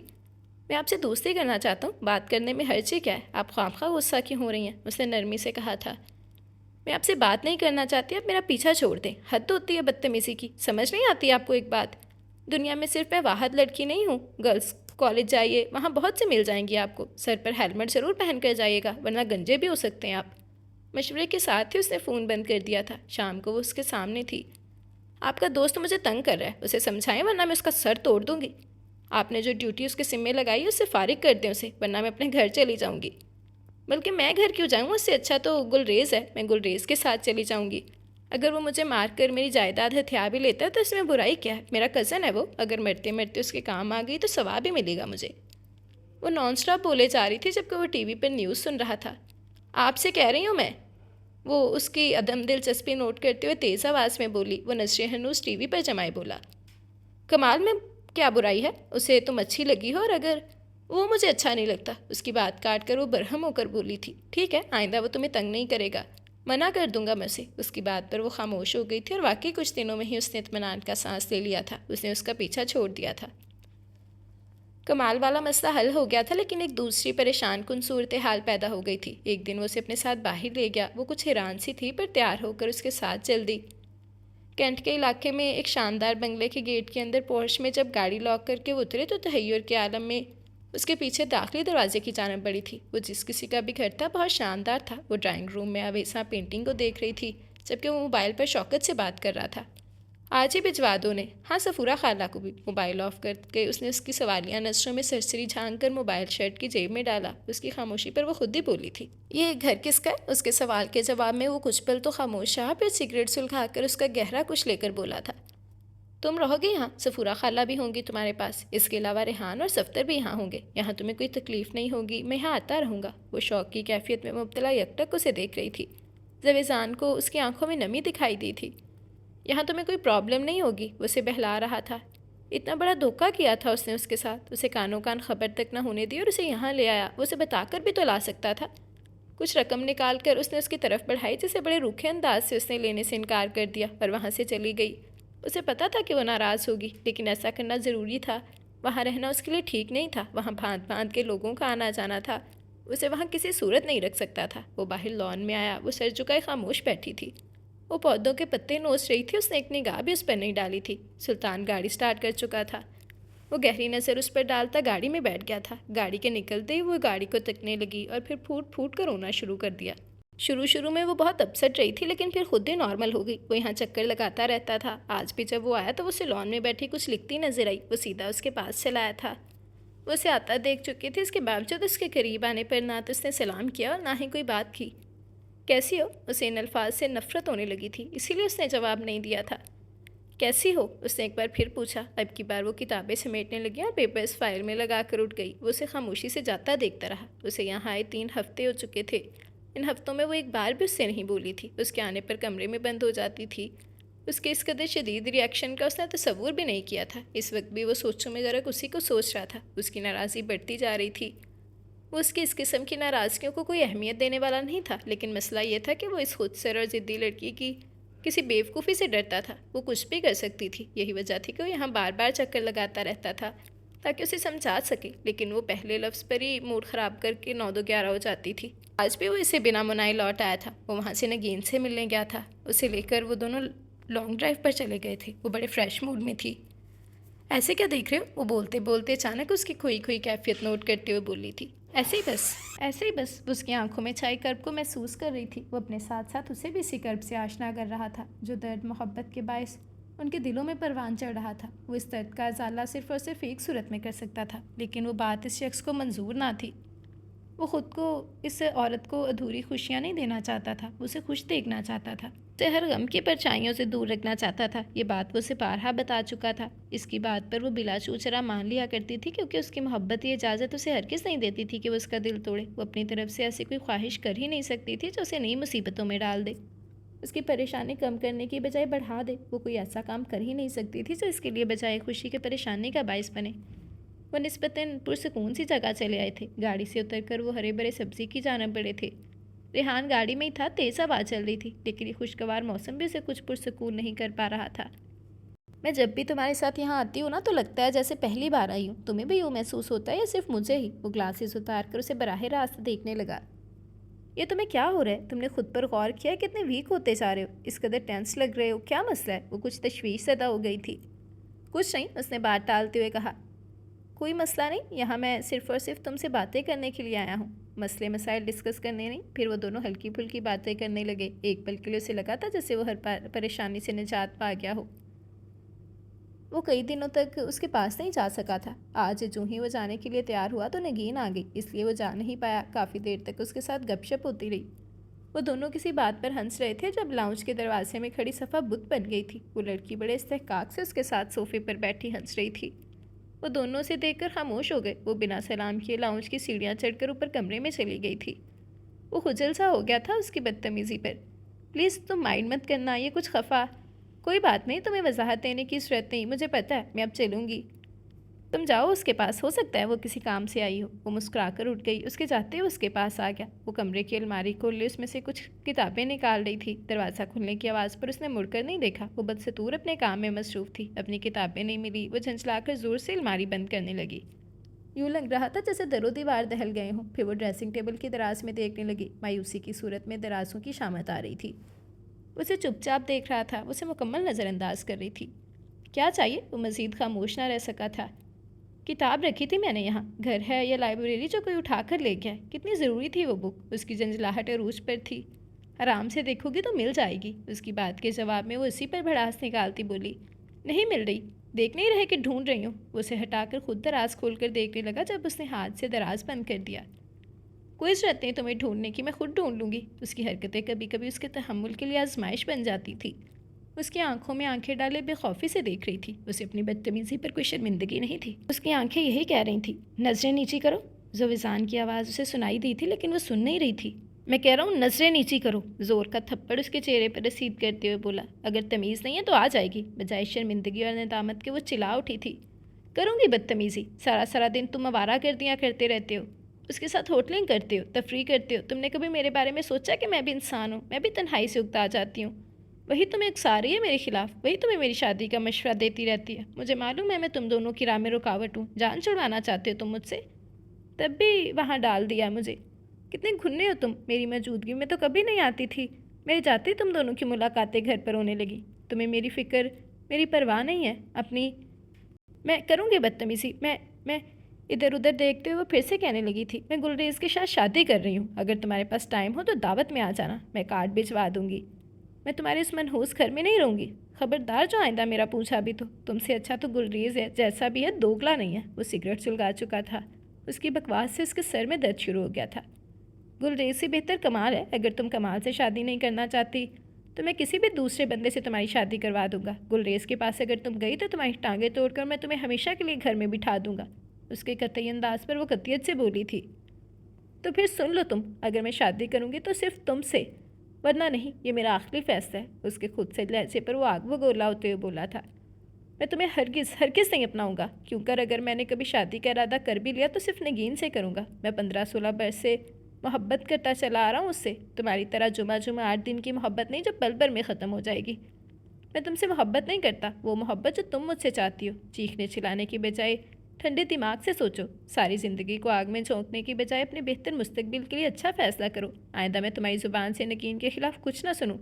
تم جنگل میں نہیں رہتی، جنگلیوں والی حرکتیں چھوڑ دو۔ نگین سے محبت کے انکشاف پر وہ دل کھول کر روئی تھی۔ اس نے واضح الفاظ میں اس کی محبت کا اعتراف، جبکہ یعقوب کی محبت کو ریجیکٹ کیا تھا۔ وہ اس کی باتوں پر شاکڈ رہ گئی تھی۔ وہ کسی اور سے یوں دیوانہ وار محبت کر سکتا ہے، اس نے کبھی تصور بھی نہ کیا تھا۔ وہ خلاف معمول کچھ دن تک بہت خاموش رہی تھی۔ اس کی خاموشی دنوں پر محیط ہوتی جا رہی تھی۔ اس خاموشی کو زویزان سمیت سب نے ہی محسوس کیا تھا، لیکن کسی نے کچھ پوچھا نہ تھا۔ وہ میرے لیے مسئلہ بنا رہی ہے، تم نہیں جانتی وہ میری نرمی کو کچھ اور ہی انداز میں لے رہی ہے، اس نے مجھے ٹینس کر رکھا ہے۔ وہ کسی کے ساتھ بھی شادی پر راضی نہیں ہو رہی سوائے میرے۔ میں اس کی کم سنی اور اس کی نادانی سے ڈرتا ہوں۔ وہ اس قدر بیوقوف ہے کہ کچھ بھی کر سکتی ہے۔ وہ میری پریشانی بڑھا رہی ہے۔ نگین اس کے چہرے پر الجھن دیکھ رہی تھی۔ تم اسے اچھی طرح سمجھانے کی کوشش کرو، ہو سکتا ہے کہ وہ سمجھ جائے۔ نگین اس کی پریشانی محسوس کر رہی تھی، اسی لیے خود بھی متفکر سی ہو گئی تھی۔ بات سمجھنے کی حد سے نکل گئی ہے، وہ کچھ سمجھنا نہیں چاہتی، اس پر میری کوئی بات اثر نہیں کر رہی۔ وہ مایوسانہ انداز میں بولا تھا، ٹھیک ہے میں کوشش کرتی ہوں، ہو سکتا ہے کہ میری بات اس کی سمجھ میں آ جائے۔ نگین فیصلہ کن انداز میں بولی تو زویزان نے ایک دم اس کی بات کاٹ کر کہا، نہیں تم نہیں جاؤ گی، وہ تمہیں کچھ الٹا سیدھا بولے تو میں برداشت نہیں کر پاؤں گا، وہ میرا مسئلہ ہے، میں خود ہی اسے ہینڈل کر لوں گا۔ اس نے اس بات میں سر ہلایا اور پھر وہ مزید کچھ کہنے کا ارادہ ترک کر کے اپنے ڈیرہ اسماعیل خان خالہ کے گھر جانے کا بتانے لگی تھی۔ अगले दिन वो उसे ढूंढता हुआ स्टडी रूम आया था। वो वहीं बैठी किताब पर झुकी कुछ लिख रही थी। उसे देखकर वो एकदम उठ गई और उसके पास से कतरा कर जाने लगी तो उसने उसका हाथ थाम कर उसे जाने से रोका। फिर बोला, तैयार हो जाओ, मैं तुम्हें गोल्फ ग्राउंड लेकर जा रहा हूँ। उसने उसका हाथ झटक दिया और जाने लगी तो एक बार फिर उसका हाथ पकड़कर बोला, मैंने कहा ना तैयार रहो।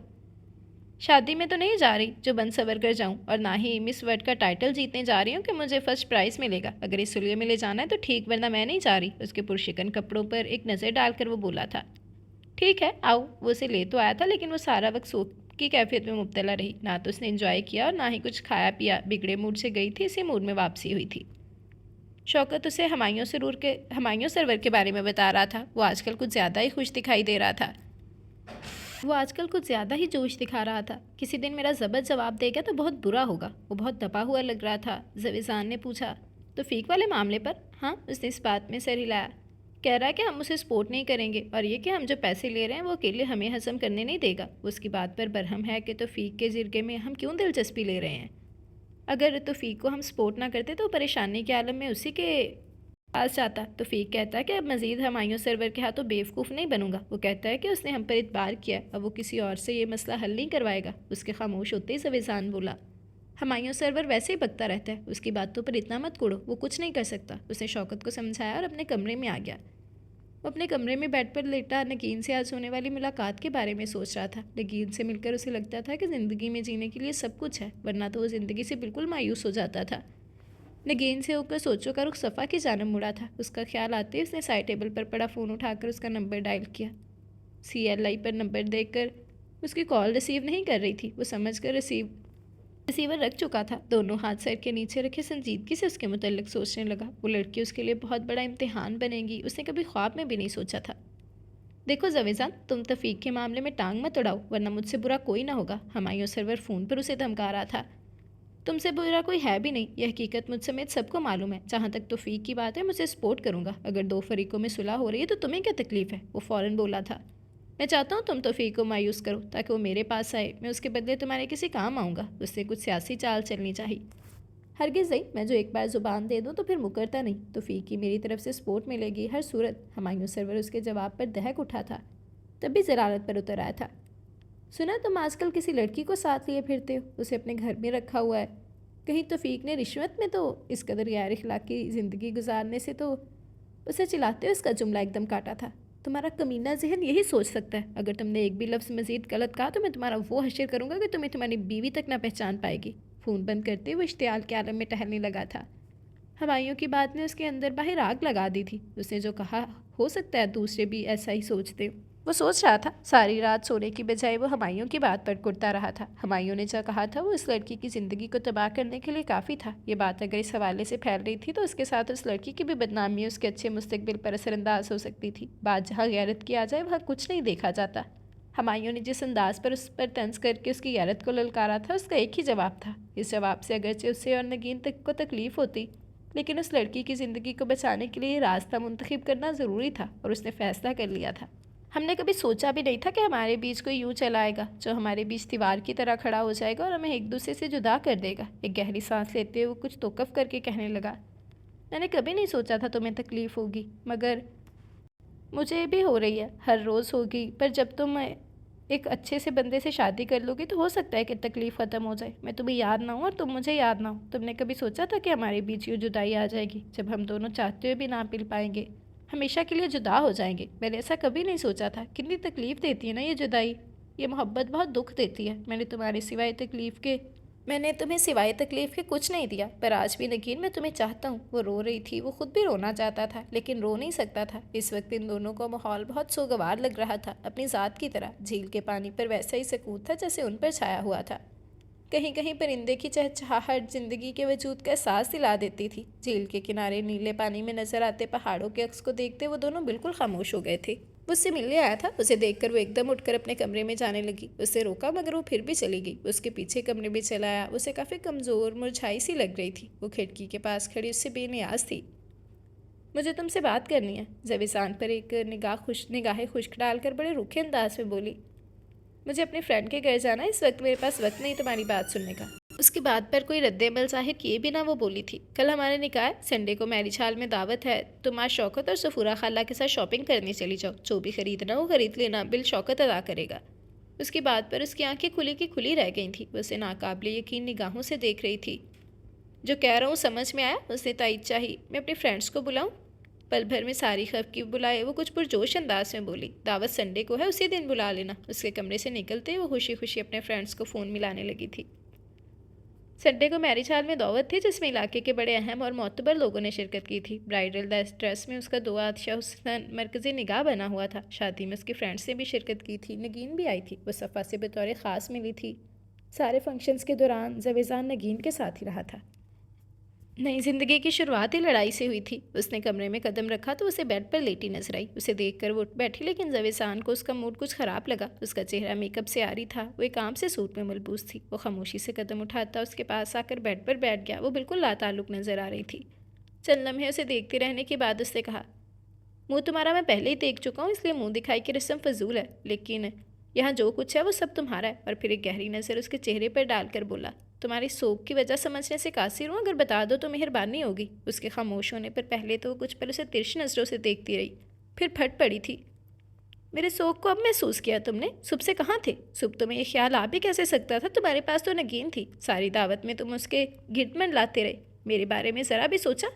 دعوت کے بعد تم یہاں سے چلے آئے، پھر میری خبر لی تم نے؟ اس وقت منہ اٹھا کر سوگ کے بارے میں پوچھنے آئے ہو؟ تمہیں میری پرواہ نہیں ہے؟ میں پہلے ہی حیران تھی کہ نگین کے ہوتے تم مجھ سے شادی کیوں کر رہے، لیکن مجھے اب پتہ چلا تم دونوں نے کوئی پلان بنایا، ادھر مجھے بیوقوف بنا کر شادی کا ڈھونگ رچایا، خود تم دونوں شادی کر کے اس دوسرے گھر میں ہمیشہ ساتھ رہو گے، یہ پلاننگ ہوگی تمہاری؟ تم تو پلاننگز میں ماہر ہو۔ وہ شوز اتارنے لگا تھا، اسے شوز اتارتا دیکھ کر بھی نہیں رکی تھی، برابر بولتی رہی تھی، تم نگین سے محبت کرتے ہو، مجھ سے نہیں۔ جب اس سے محبت کرتے ہو تو شادی کیوں نہیں اس کے ساتھ؟ شوز اتار کر اس نے شرٹ کے بٹن کھولنے شروع کیے تھے۔ کچھ پوچھ رہی ہوں میں تم سے؟ میں نگین سے محبت کرتا تھا پر اب تم سے محبت کرتا ہوں۔ محبت تو میں شوکت سے بھی کرتا ہوں، سفورہ خالہ سے بھی کرتا ہوں، تمہاری میں سما سے بھی کرتا ہوں، ہر اچھے انسان سے کرتا ہوں، اس کا مطلب یہ نہیں کہ ہر ایک سے شادی بھی کروں گا۔ وہ اسے رام کرنے لگا تھا۔ پر تم نے کہا تھا تم شادی کرو گے تو نگین سے، ورنہ نہیں؟ اسے شکی لہجے میں پوچھا۔ ہاں کہا تھا میں نے، اس وقت غصے میں کہا تھا، اس کا یہ مطلب نہیں تھا کہ میں واقعی نگین کے لیے سیریس تھا۔ اس کا لہجہ اتنا یقینی تھا کہ صفا یعقوب کو اس کی بات پر یقین کرنا پڑا۔ بیڈ پر دراز ہو کر اس کا ہاتھ اپنے دل پر رکھ کر وہ اس کے اندر کی عورت کو خوش کرنے کے لیے چاند ستاروں کی باتیں کرنے لگا تھا۔ اس کے حسن نوخیز کی تعریف میں رتب اللسان اسے یقین کی اس منزل پر لے گیا جہاں صفا یعقوب کو یقین ہو چلا تھا کہ اسے دیوانہ وار چاہتا ہے۔ وہ اسی گھر میں تھی، وہ وہاں بار بار جانے کی ضد کر رہی تھی جسے زویزان مسترد کر رہا تھا۔ کئی بار وہ اسے اچھا خاصا ڈانٹ چکا تھا، لیکن ہر دوسرے دن وہ یہی موضوع لے کر بیٹھ جاتی تھی۔ رات وہ یہیں رہا تھا، صبح جب وہ بیدار ہوا تو وہ یوں ہی لیٹی ہوئی تھی۔ اسے لیٹے دیکھ کر رسٹ واچ سائڈ ٹیبل پر سے اٹھا کر اس نے ٹائم دیکھا، صبح کے 8 بج رہے تھے۔ رسٹ واچ واپس رکھ کر اس نے گردن موڑ کر ہاتھ بڑھا کر جگانا چاہا، وہ نہیں اٹھی تو اسے زور سے ہلا کر جگانے لگا۔ وہ مدی مدی آنکھوں سے کسل مندی سے اٹھ بیٹھی تھی۔ کیا ہے؟ وہ ابھی تک نیند میں تھی۔ کالج نہیں جانا تمہیں؟ نہیں کہہ کر وہ پھر سے لیٹ گئی۔ وہ ایک بار پھر اسے اٹھانے لگا تھا۔ اٹھو، دیر ہو رہی ہے۔ میں نہیں جا رہی، وہ جھنجھلائی ہوئی بولی۔ کیوں؟ وہ ہنوز لیٹا ہوا تھا۔ اب کیا کرنا ہے پڑھ کر؟ میرا دل نہیں چاہ رہا۔ اس کے جواب پر وہ تب اٹھا تھا۔ اٹھو، تیار ہو، میں تمہیں چھوڑ کر آؤں گا۔ اور یہ شوکت، اسے تو میں دیکھتا ہوں، اتنے دن سے تم نہیں جا رہی، مجھے بتایا تک نہیں۔ وہ واقعی غصے میں آ گیا تھا۔ شوکت والی بات پر وہ گھبرا اٹھی اور بے ساختگی میں بولی، شوکت بھائی کو تو میں نے منع کیا تھا۔ وہ معصوم سی شکل بنائے اسے رحم طلب نظروں سے دیکھ رہی تھی۔ تیار ہو جاؤ، میں لے کر جا رہا ہوں تمہیں، اس کے کہتے ہی وہ فوراً بولی تھی، پلیز آج میری طبیعت خراب ہے، میرے سر میں درد ہے۔ اپنے سر پر ہاتھ رکھ کر اس نے بعد میں وزن پیدا کرنے کی کوشش کی۔ میں مذاق نہیں کر رہا، اٹھو تم، وہ سخت لہجے میں بولا تو وہ بعد ناخواستہ تیار ہو گئی، لیکن احتجاجاً ناشتہ نہ کر کے ہی کالج چلی گئی۔ وہ بار بار اس کے موبائل پر کال کر رہی تھی لیکن موبائل آف تھا۔ وہ جھنجھلائی، پھر کچھ سوچ کر اس نے ڈیفینس والے گھر کا نمبر ملایا۔ ملازمہ سے پوچھنے پر اس نے بتایا کہ وہ نگین کے ساتھ کہیں باہر گئے ہیں۔ اسے فون بند کر دیا۔ اس وقت اس کا وجود غصے کی آگ سے دہک رہا تھا۔ پھر سارا وقت اسے موبائل پر کال کرتی رہی تھی لیکن وہ بدستور آف تھا۔ رات 10 بجے کے قریب اس نے ایک بار پھر ملازمہ سے اس کی بابت دریافت کیا، جس پر اس نے ان دونوں کے گھر آنے کی اطلاع دی تھی۔ اس نے پھر اس سے بات کی ہی نہیں تھی۔ ملازمہ سے بتا چکی تھی کہ وہ سارا دن فون کر کے اس کے بارے میں پوچھتی رہی ہے، اور یہ کہ وہ اسے بتا چکی ہے کہ صاحب نگین کے ساتھ باہر گئے ہیں۔ وہ تشویش زدہ ہو گیا تھا۔ اب ایک نیا مسئلہ، وہ سوچ رہا تھا وہ بغیر کھانا کھائے اور آرام کیے اس کے پاس چلایا تھا۔ سارا دن نگین کے ساتھ گزار کر جو خوشگواریت سی دل و دماغ پر چھائی ہوئی تھی اسے کچھ پل کی مہمان لگ رہی تھی۔ اسے صفا کو ڈیل کرنا آتا تھا، وہ 2 جملوں میں ساری ناراضی بلا دینے والی تھی، اس لیے وہ کچھ زیادہ ٹینس بھی نہیں تھا۔ وہ آیا تو وہ اسے لان میں ٹہلتی دکھائی دی۔ وہ سیدھا اس کے پاس آیا اور خود ہی سلام کیا، جس پر وہ اسے رکھائی سے جواب دیتی پلٹ کر جانے لگی۔ میں نے کھانا نہیں کھایا، اس نے کچھ ملتجیانہ انداز میں کہا۔ تو میں کیا کروں؟ رک کر اسے جواب دیتی وہ مزید بولی۔ میں تمہاری آیا ہوں جو تم میرے پاس چلے آئے ہو، سارا دن گزار کر اب مجھ سے خدمتیں کروانے چلے آئے ہو، اسی سے کہو جسے گھما پھرا کر آئے ہو۔ وہ گھاس پر بیٹھ کر رونے لگی۔ وہ اس کے قریب بیٹھ گیا۔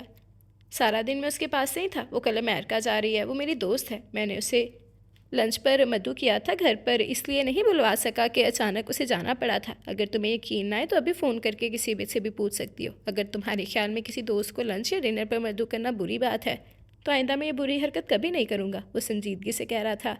وہ ایک دم بول پڑی تھی۔ تو سارا دن گزارنے کی کیا ضرورت تھی؟ سارا دن نہیں گزارا میں تو شاہپور گیا تھا، وہیں سے آ رہا ہوں۔ موبائل کیوں آف تھا؟ وہ جرا کرتی بولی۔ پتہ نہیں، آف تو نہیں تھا، اگر غلطی سے ہوا ہو تو اور بات ہے۔ اسے ہر طرح سے مطمئن کر کے اب اس کے چہرے پر ہلکا ہلکا تبسم ابھر آیا۔ کیا کھاؤ گے؟ وہ اب قدرے نارمل ہو چکی تھی۔ جو تم کھلاؤ۔ وہ بھی اٹھ گئی۔ کھانے کے بعد اس نے کافی بنائی۔ وہ اس قدر تھکا ہوا تھا کہ بستر پر لیٹتے ہی سو گیا۔ وہ بھی ہلکے پھلکے ذہن کے ساتھ سونے کی تیاری کرنے لگی۔ اس کی پڑھائی کا سلسلہ ختم ہو گیا تھا، وہ بالکل فارغ تھی۔ امتحانات سے چاند چھوٹنے پر وہ بہت خوش تھی۔ شادی کے بعد تو ساری دلچسپی ختم ہو گئی تھی پڑھائی میں۔ کالج وہ صرف اور صرف زویزان کے خوف سے جا رہی تھی۔ وہ پچھلے کچھ دنوں سے نہیں آیا تھا۔ وہ اسے کسی دوسرے شہر جانے کا کہہ کر گیا تھا۔ 1 ہفتہ وہاں رہنے کے بعد وہ آ تو گیا تھا، لیکن ہنوز اس سے ملنے اس کے پاس نہیں آیا تھا۔ پچھلے 2-3 دنوں سے وہ بار بار فون کر کے اسے آنے کا کہہ رہی تھی، لیکن اس کے نہ آنے کے آثار دیکھ کر اس نے دوسرا طریقہ اختیار کیا۔ اس نے اس کے موبائل کا نمبر ملا کر اس نے ریسیور ملازمہ کو پکڑایا اور اسے وہیں کچھ کہنے کو کہا جو اسے سمجھا چکی تھی۔ صاحب جی، میں سفورہ بات کر رہی ہوں۔ وہ بیگم صاحبہ کی طبیعت ٹھیک نہیں ہے جی، بہت خراب ہے جی، وہ بے سود پڑی ہیں۔ اچھا جی، ریسیور اس نے صفا کے ہاتھ میں پکڑا دیا۔ کیا کہہ رہا تھا؟ فون بند کرتے ہوئے اس نے اشتیاق سے پوچھا تھا۔ وہ آ رہے ہیں جی، وہ کچھ پریشان کن لہجے میں بولی۔ مجھے بہت ڈر لگ رہا ہے، وہ بہت غصہ ہوں گی، اس نے تسلی کے انداز میں کہا۔ کچھ نہیں ہوگا، میں ہوں نا۔ تقریباً 10 منٹ میں وہ وہاں پہنچا تھا۔ وہ کمرے میں جھانک چکا تھا، وہ وہاں نہیں تھی۔ وہ پریشان سا کچن میں آیا کہ ملازمہ سے اس کے بارے میں پوچھ سکے، لیکن اسے وہاں ہنستے مسکراتے دیکھ کر وہ دروازے میں ہی رک گیا تھا۔ ان کی نظریں چوں ہی اس پر پڑیں، صفورہ خالہ فوراً کمرے سے نکل گئیں۔ زویزان کی نظریں صفورہ خالہ سے ہو کر سلاد کاٹتی صفا پر پڑیں۔ وہ اسے دیکھ کر مسکرائی تھی۔ وہ اس کے قریب آیا۔ جس چہرے پر کچھ دیر قبل پریشانی تھی اب وہاں غصہ چھلکنے لگا تھا۔ اس کی مسکراہٹ اس وقت غائب ہوئی تھی جب اس کے منہ پر زور کا تھپڑ لگا تھا۔ تمہیں ہر وقت مذاق سوچتا ہے، کبھی سنجیدہ بھی ہوگی تم؟ تمہیں پتہ ہے میں کس قدر پریشانی کے عالم میں یہاں آیا ہوں؟ شوکت کو ہاسپٹل میں چھوڑ کر آیا ہوں، زندگی اور موت کی جنگ لڑ رہا ہے وہ۔ تمہیں کسی بات کا احساس ہے بھی یا صرف اپنا ہی سوچتی رہتی ہو؟ اس پر تیز آواز میں برس رہا تھا۔ اس کی آنکھوں میں پانی جلملانے لگا تھا۔ اسے یوں ہی روتا چھوڑ کر وہ چلا گیا اور پھر رات کو ہی اس کی واپسی ہوئی تھی۔ وہ اسے ڈھونڈتا ہوا اسٹڈی روم میں آیا تھا۔ وہ دیوار سے ٹیک لگائے دونوں بازو گھٹنوں کی گرد باندھے بیٹھے کسی سوچ میں گم تھی۔ وہ اس کے پاس بیٹھ گیا۔ اس نے اس کا ہاتھ اپنے ہاتھ میں لیا اور اسے ہلکے ہلکے دبانے لگا۔ وہ بالکل خاموش رہی تھی، پھر اپنا بازو اس کے گرد حمائل کر کے اسے اپنے قریب کرتے ہوئے بولا، ناراض ہو تم؟ اس کے کہتے ہوئے شدت سے رونے لگی تھی۔ رونے کے دوران ہی وہ کہنے لگی، مجھے نہیں پتا تھا کہ ایسا کچھ ہوا ہے، غلطی میری بھی نہیں تھی، مجھے کوئی الہام نہیں ہوا تھا، جب مجھے بتایا ہی نہیں تم نے تو اس میں میرا قصور کیوں کر ہوا؟ تم مجھے بتا سکتے تھے کہ تم شوکت بھائی کی وجہ سے نہیں آ رہے۔ پچھلے 16-17 دنوں سے تم غائب تھے، میں سمجھی تم مجھے بھول گئے ہو۔ اس کے آخری جملے پر وہ بھڑک اٹھا تھا۔ تم کاغذ ہو یا پین کہ میں تمہیں بھول گیا ہوں؟ میں تمہیں اس لیے نہیں بتانا چاہتا تھا کہ تم پریشان ہو جاؤ گی، اور پھر میں اس وقت اس کنڈیشن میں ہرگز نہیں تھا کہ تمہیں یا کسی کو بھی تفصیلات بتاتا پھرتا۔ اس وقت میرے 3 آدمی زخمی تھے، شوکت کی حالت سیریس تھی، اب تو وہ اللہ کے فضل سے بچ گیا۔ میں اس وقت کتنا ڈسٹرب تھا تمہیں اس کا اندازہ ہو ہی نہیں سکتا۔ نوشہرہ سے آنے کے بعد یہ واقعہ پیش آیا ہے۔ میں تمہارے پاس آنے والا تھا، لیکن اس واقعے کے رونما ہونے کے بعد میں نہیں آ سکا۔ تمہیں بتانے کا فائدہ نہیں تھا، اس لیے میں نے تمہیں پریشان نہیں کیا۔ اگر میں تمہارے پاس نہیں آتا تو اس کا مطلب یہ ہرگز نہیں ہے کہ میں تمہیں بھول گیا۔ تم بیوی ہو میری، میں دنیا کے جس کونے میں بھی جاؤں لوٹ کر تمہارے پاس ہی آؤں گا۔ تمہیں اس بات کا اعتبار کرنا چاہیے، تمہاری اس فضول حرکت نے مجھے کتنا پریشان کیا اس کا تمہیں اندازہ نہیں۔ ادھر شوکت زخمی پڑا ہے اور ادھر تمہاری طبیعت کی خرابی کا سن کر میرے حسان ہی خطا ہو گئے تھے۔ اگر تمہیں مجھے بلانا ہی تھا تو سیدھا سیدھا کہہ سکتی تھی کہ تم مجھ سے ملنا چاہتی ہو، میں آ جاتا، پر اس طرح بلانا بالکل غلط حرکت تھی۔ وہ اسے خاصا شرمندہ کر گیا تھا۔ وہ سر چکائے اس کی لان تان سن رہی تھی۔ میں کئی مرتبہ تمہیں آنے کا کہہ چکی تھی، تم نہیں آ رہے تھے، اسے روندی ہوئی آواز میں وضاحت دیتے ہوئے کہا تھا۔ تم نے ہر بار یہی کہا تھا کہ میں کب آ رہا ہوں تم سے ملنے، تم نے یہ نہیں کہا تھا کہ تم مجھ سے ہر صورت ملنا چاہتی ہو۔ وہ ایک ایک لفظ پر زور دیتے ہوئے بولا تھا۔ وہ اب بھی بے آواز رو رہی تھی۔ میں یہ نہیں کہہ رہا کہ ساری غلطی تمہاری ہے، میرا بتانے کا مقصد یہ ہے کہ تم میری مجبوریوں کو سمجھا کرو، آئندہ میں ایسا نہیں کروں گی۔ اس کے خاموش ہوتے ہی اس نے فوراً کہا تھا۔ زویسان کے سینے سے ایک بوجھ سرکا تھا، وہ اپنی حرکت پر بہت پچھتایا تھا، تبھی ازالے کے طور پر اس کے پاس آیا تھا تاکہ اسے منا سکے۔ اسے منا چکا تھا۔ اس کا سر اپنے کندھے پر رکھتے ہوئے وہ اس کے بالوں میں دھیرے دھیرے انگلیاں چلانے لگا۔ اس کی زبان سے وہی لفظ نکلنے لگے تھے جسے سننا اس عورت کی زندگی کی سب سے بڑی خواہش ہوا کرتی تھی۔ شوکت ڈسچارج ہو کر گھر آیا تھا۔ باقی 2 گارڈ جو معمولی زخمی تھے اب صحت یاب ہو چکے تھے۔ زویسان کی ساری ٹینشن ہی دور ہو گئی تھی۔ شوکت کو وہ اپنا سمجھتا تھا۔ اس کے ساتھ پیش آنے والے حادثے نے زویسان کو بکھلا کر رکھ دیا تھا، کئی دنوں کی تھکن نے اسے نڈھال کر دیا تھا۔ تم آرام کرو، میں بھی سونے جا رہا ہوں۔ اسے آرام کی تلقین کرتا لائٹ آف کر چکا تھا۔ ہاسپٹل سے اسے اپنے گھر ہی لایا تھا۔ وہ اپنے کمرے میں آ کر لیٹ گیا، آنکھیں بند کر کے سونے کی کوشش کرنے لگا پر نیند نہیں آ رہی تھی۔ کافی دیر کی کوشش جب بے سود رہی تو وہ اٹھ گیا۔ دوپہر کے 2:30 بج رہے تھے۔ اٹھ کر شوز پہن لیے، بالوں میں برش پھیرا اور گلاسز اٹھا کر وہ کمرے سے نکل آیا۔ پورش میں آ کر وہ ڈرائیور سے گاڑی نکالنے کو کہہ کر ریحان سے بات کرنے لگا۔ پھر گاڑی کے نکلتی وہ ریحان کے ہمراہ بیٹھ گیا۔ وہ روم میں گیا تو دیکھا وہ سو رہی ہے۔ اس کے قریب بے دلی سے لیٹ کر اسی کے متعلق سوچنے لگا۔ کئی مرتبہ اس کا دل چاہا کہ اسے جگائے، لیکن پھر دل خود ہی نفی کر دیتا تھا۔ اس ہانا کی کیفیت کے دوران اسے کب نیند آئی وہ بے خبر تھا۔ جب آنکھ کھلی تو 6 بج رہے تھے۔ اتنی لمبی نیند کے بعد اس کی طبیعت قدرے بشاش ہو گئی تھی۔ دل و دماغ میں ایک سکون آمیز لہر دوڑ گئی تھی۔ چند لمحے وہ یوں ہی خالی الذہنی لیٹا رہا، پھر اٹھا۔ اٹھتے ہی پہلے اس نے شوکت سے بات کی، اس کے بعد وہ کمرے سے نکلا۔ ملازمہ سے کہہ کر اس نے چائے منگوائی اور ساتھ ہی صفا کو بلانے کا کہا تھا۔ وہ بیڈ سے ٹیک لگائے دونوں کا انتظار کر رہا تھا۔ وہ کچھ ہی دیر میں چائے کا کپ لیے چلی آئی تھی۔ کیا کر رہی تھی تم؟ اسے اپنے قریب بیٹھتے دیکھ کر اس نے کپ اس کے ہاتھ سے لے لیا۔ ایسے ہی بس، وہ ناخنوں سے کھیلتی بولی۔ کیا ایسے ہی بس؟ اس کے سوال پر وہ بولی۔ کچھ نہیں، اسے مناسب جواب نہ سوچ رہا تھا۔ کیا کچھ نہیں؟ وہ کنفیوز ہونے لگی۔ پتہ نہیں، اب کی بار وہ بولی۔ کیا پتہ نہیں؟ وہ چائے کا سپ لیتا بولا۔ یہ کیا بات ہوئی؟ وہ جھنجھلائی۔ کون سی بات؟ وہ آنکھوں میں حیرت ظاہر کرتے ہوئے بولا تھا۔ جو تم کہہ رہے ہو، میں نے تو کچھ نہیں کہا۔ وہ مزید حیرت زدہ ظاہر کرنے لگا تھا۔ ٹھیک ہے، میں جا رہی ہوں۔ وہ اٹھنے لگی۔ بیٹھو، اس کا ہاتھ پکڑ کر اسے بٹھا چکا تھا۔ ویسے تو ہر وقت چلاتی رہتی ہوں کہ میں تمہارے پاس نہیں آتا، جب آتا ہوں تو تم لفٹ ہی نہیں کرواتی۔ 2:30 بجے میں آیا تھا، تم مزے سے بے خبر سوتی رہی اور صبح سے چھپی بیٹھی ہو۔ اس کی شرٹ کے بٹن کے ساتھ کھیلتی ہوئی بولی۔ تمہیں کب میری پرواہ ہے؟ اس کے شکوے پر وہ مسکرایا تھا۔ اچھا، مجھے نہیں تو کسے ہے؟ وہ پوچھ رہا تھا۔ شوکت بھائی کو۔ اس کے برجستہ جواب پر وہ مسکرایا۔ مجھ سے زیادہ محبت کرتا ہے وہ تم سے؟ ہاں، وہ بہت محبت کرتے ہیں مجھ سے۔ بیمار وہ خود ہیں لیکن خیریت میری پوچھتے رہتے ہیں، ہر روز فون کر کے۔ سادگی سے کہے جملے پر زویسان دل کھول کر مسکرایا تھا۔ یعنی میں ہر روز تمہاری خیریت نہیں پوچھتا؟ وہ سپ لیتے ہوئے کپ سائڈ ٹیبل پر رکھ چکا تھا۔ میں نے یہ نہیں کہا۔ وہ ناراض ہونے لگی۔ تو پھر کیا؟ وہ ہر روز میرا حال دریافت کرتے ہیں، مجھ سے محبت کرتے ہیں، میرا خیال رکھتے ہیں۔ وہ خوبیاں گنوانے لگی تھی۔ یہ سب میں نہیں کرتا؟ نہیں، وہ صاف مکر گئی۔ تو پھر کیا سزا ہونی چاہیے؟ وہ سگریٹ کا پیکٹ اٹھا کر سگریٹ سلگانے لگا تھا۔ کس کی؟ میری۔ مجھے کہیں گھمانے لے جاؤ، بس یہی سزا؟ اچھا پہلے یہ سزا تو کاٹ لو، بڑے آئے انصاف پسند۔ وہ مذاق اڑانے لگی۔ انصاف پسند نہیں ہوں؟ نہیں، 1 سیکنڈ کی تاخیر کیے بنا جواب دیا گیا۔ ٹھیک ہے، کل میں تمہیں گھمانے پھرانے ناردرن ایریاز لے کر جا رہا ہوں۔ وہ سگریٹ کے کچھ لیتا بولا۔ سچ کہہ رہے ہو؟ اسے یقین نہ آیا۔ ہاں، جتنے دن رہنا ہے یہ تم ڈیسائیڈ کرو گی، کہاں جانا یہ فیصلہ بھی تمہارا ہوگا۔ میں صرف بطور گارڈ جا رہا ہوں تمہارے ساتھ۔ وہ یکلخت اٹھی تھی۔ کہاں جا رہی ہو؟ وہ حیرت بھری آواز میں بولا۔ تیاری کرنے، بیگ تیار کرنے میں خاصا وقت لگتا ہے۔ جانے وہ اور کیا کچھ کہہ رہی تھی کہ اس نے اس کا ہاتھ پکڑ کر اسے واپس اپنے قریب بٹھاتے ہوئے کہا تھا۔ تیاری میں تمہاری ہیلپ کر دوں گا، فی الحال تم یہاں بیٹھ کر یہ طے کرو کہ تم کہاں کہاں جاؤ گی اور کیا کچھ خریدو گی۔ اسے ایک وسیع موضوع دے کر اسے بولنے پر آمادہ کر کے اس کی دلچسپ گفتگو سننے لگا تھا۔ اس کی باتیں اس پر عجیب سا سرور طاری کر دیتی تھیں۔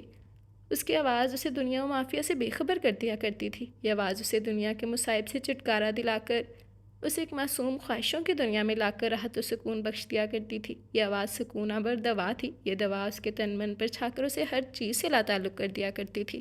ہر غم، ہر تکلیف سے وہ صفا یعقوب کو اپنے لیے بڑا ٹانک تصور کرتا تھا۔ وہ اس کے ذہن پر چھائی ڈسٹربنس کی دھند کو منٹوں میں دور کر دیتی تھی، اور یہی صفا یعقوب کا کمال تھا جسے وہ خود نہ جانتی تھی۔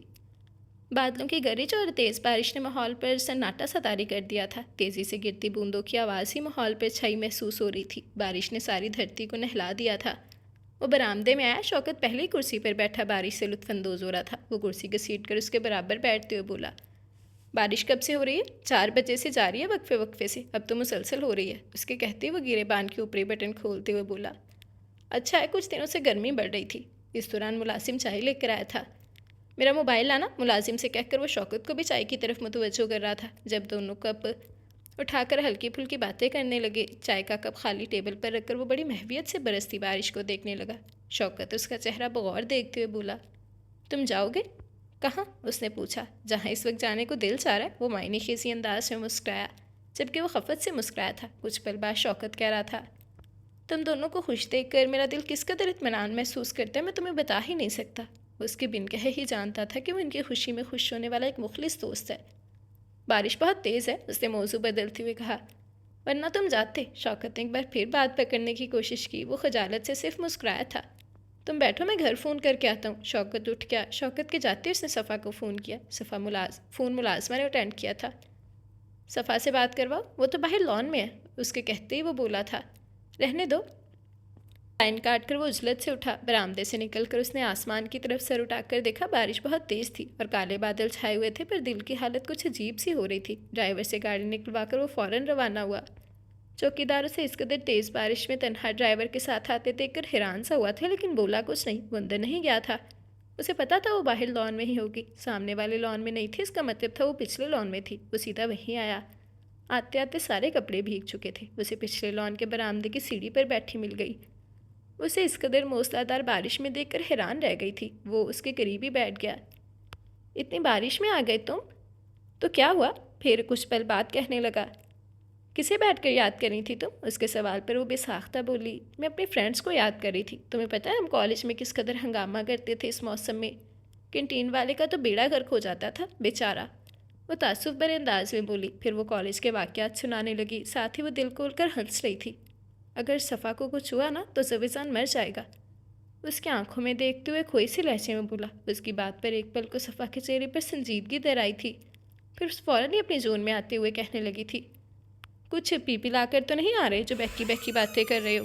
ہمارے ٹیچر کہتے ہیں کہ جب مرد بہکی بہکی باتیں کرتے ہیں تو سمجھ لو کہ وہ ڈرنک کر کے آ رہا ہے۔ تمہارے ٹیچر نے یہ نہیں بتایا کہ بہکا ہوا مرد بہکی بہکی حرکتیں بھی کرتا ہے؟ اس نے براہ راست اس کی آنکھوں میں آنکھیں ڈال کر کہا۔ نہیں، یہ تو انہوں نے نہیں کہا۔ پھر کچھ توقف کے بعد ایک دم کہنے لگی تھی، پتہ ہے ہماری ٹیچر کہتی ہے کہ بارش کے دوران جو دعا مانگی جائے وہ قبول ہوتی ہے۔ اچھا، پھر تم نے کیا دعا مانگی؟ وہ دلچسپی سے پوچھنے لگا۔ میں نے، وہ آج پاکستان انڈیا کا میچ ہو رہا ہے نا، تو میں نے دعا مانگی کہ پاکستان انڈیا سے جیت جائے۔ ڈے اینڈ نائٹ میچ ہوگا نا آج، اس پر میری اور کرامت بابا کی شرط لگی ہے۔ کتنے کی شرط ہے؟ اس کے پوچھنے پر وہ فوراً بولی، 10 روپے کی۔ اگر میں جیتی تو کرامت بابا سے 10 روپے لوں گی، اگر کرامت بابا جیت گئے تو میں انہیں 1000 روپے دوں گی۔ یہ کیسی شرط ہے؟ وہ متعجب سا بولا۔ دیکھیں، میں تو غریب نہیں ہوں نا، کرامت بابا غریب ہے، میں جتنے دے سکتی ہوں اتنے ہی کی شرط لگاؤں گی، اور اگر کرامت بابا جتنے دے سکتے ہیں وہ اتنے ہی کی شرط لگائیں گے۔ اب اگر کرامت بابا غریب ہیں تو اس کا یہ مطلب تھوڑی ہے کہ ان کا دل شرط لگانے کے لیے نہیں چاہ رہا ہوگا۔ مجھے کنگال کرنے میں ہی تمہیں مزہ آتا ہے۔ پھر چند ساتھ بات کہنے لگا، تم بہت خوبصورت ہو۔ وہ دونوں ہاتھ فرش پر رکھے نیم دراز تھا۔ یہ تو تم کئی بار کہہ چکے ہو، اس نے چہرہ موڑ کر اسے دیکھتے ہوئے کہا۔ پھر کچھ لمحے بعد کچھ سوچ کر خفت بھرے لہجے میں بولی، مجھے پتہ ہے تم میرا مذاق اڑا رہے ہو۔ میرا میک اپ پانی کے ساتھ بہہ کر میری شکل بھیانک بنا گیا ہوگا۔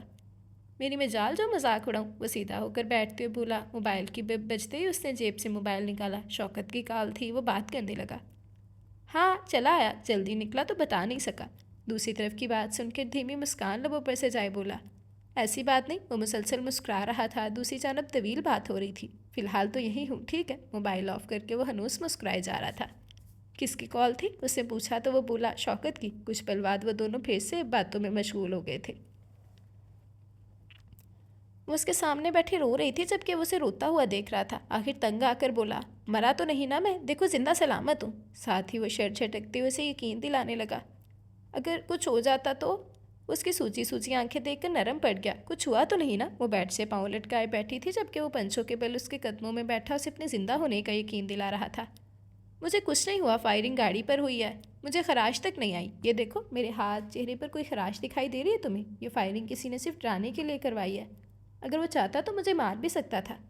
صفا کیا بدتمیزی ہے، کہہ رہا ہوں نا کہ کچھ نہیں ہوا۔ اسے مسلسل روتے دیکھ کر جھنجھلایا تھا۔ گولی تمہیں لگ بھی سکتی تھی۔ لگی تو نہیں نا؟ اٹھ کر اس کے پاس بیٹھا۔ پلیز اب رونا بند کر رہو ورنہ میں جا رہا ہوں۔ اب تم کہیں نہیں جاؤ گے، اب تم گھر پر رہو گے، اسے کندھے سے پکڑتے ہوئے کہا تھا۔ اوکے، کہیں نہیں جا رہا، اب تم رونا بند کرو۔ اس کے آنسو اپنے ہاتھ سے صاف کرنے لگا تھا۔ تم یہ سب چھوڑ کیوں نہیں دیتے؟ وہ ملتجئی لہجے میں بولی تھی۔ تم سے کہہ رہی ہوں میں۔ وہ خاموش رہا، کچھ پل بعد بولا۔ یہ مجبوری ہے۔ وہ بیڈ سے پاؤں لٹکائے لیٹ گیا۔ اس کے بالوں میں دھیرے دھیرے انگلیاں چلانے لگی۔ وہ آنکھیں بند کر کے یوں ہی لیٹا رہا تھا۔ بس تم یہ سب چھوڑ دو، میں کسی بھی ہولناک صورتحال کی متحمل نہیں ہو سکتی۔ کہو نا تم چھوڑ دو گی۔ اس کی انگلیاں برابر اس کے بالوں میں چل رہی تھیں۔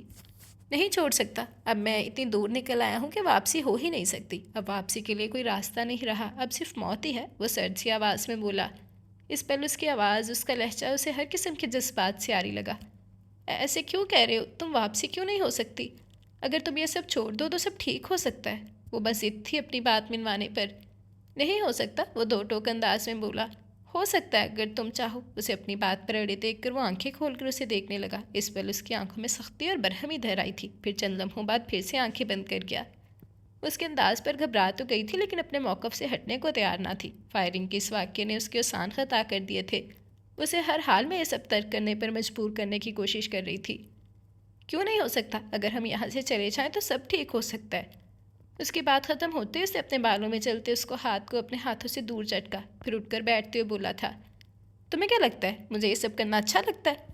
مزہ آ رہا ہے اس میں؟ کرکٹ کھیل رہا ہوں یا ہاکی کی گیم ہے؟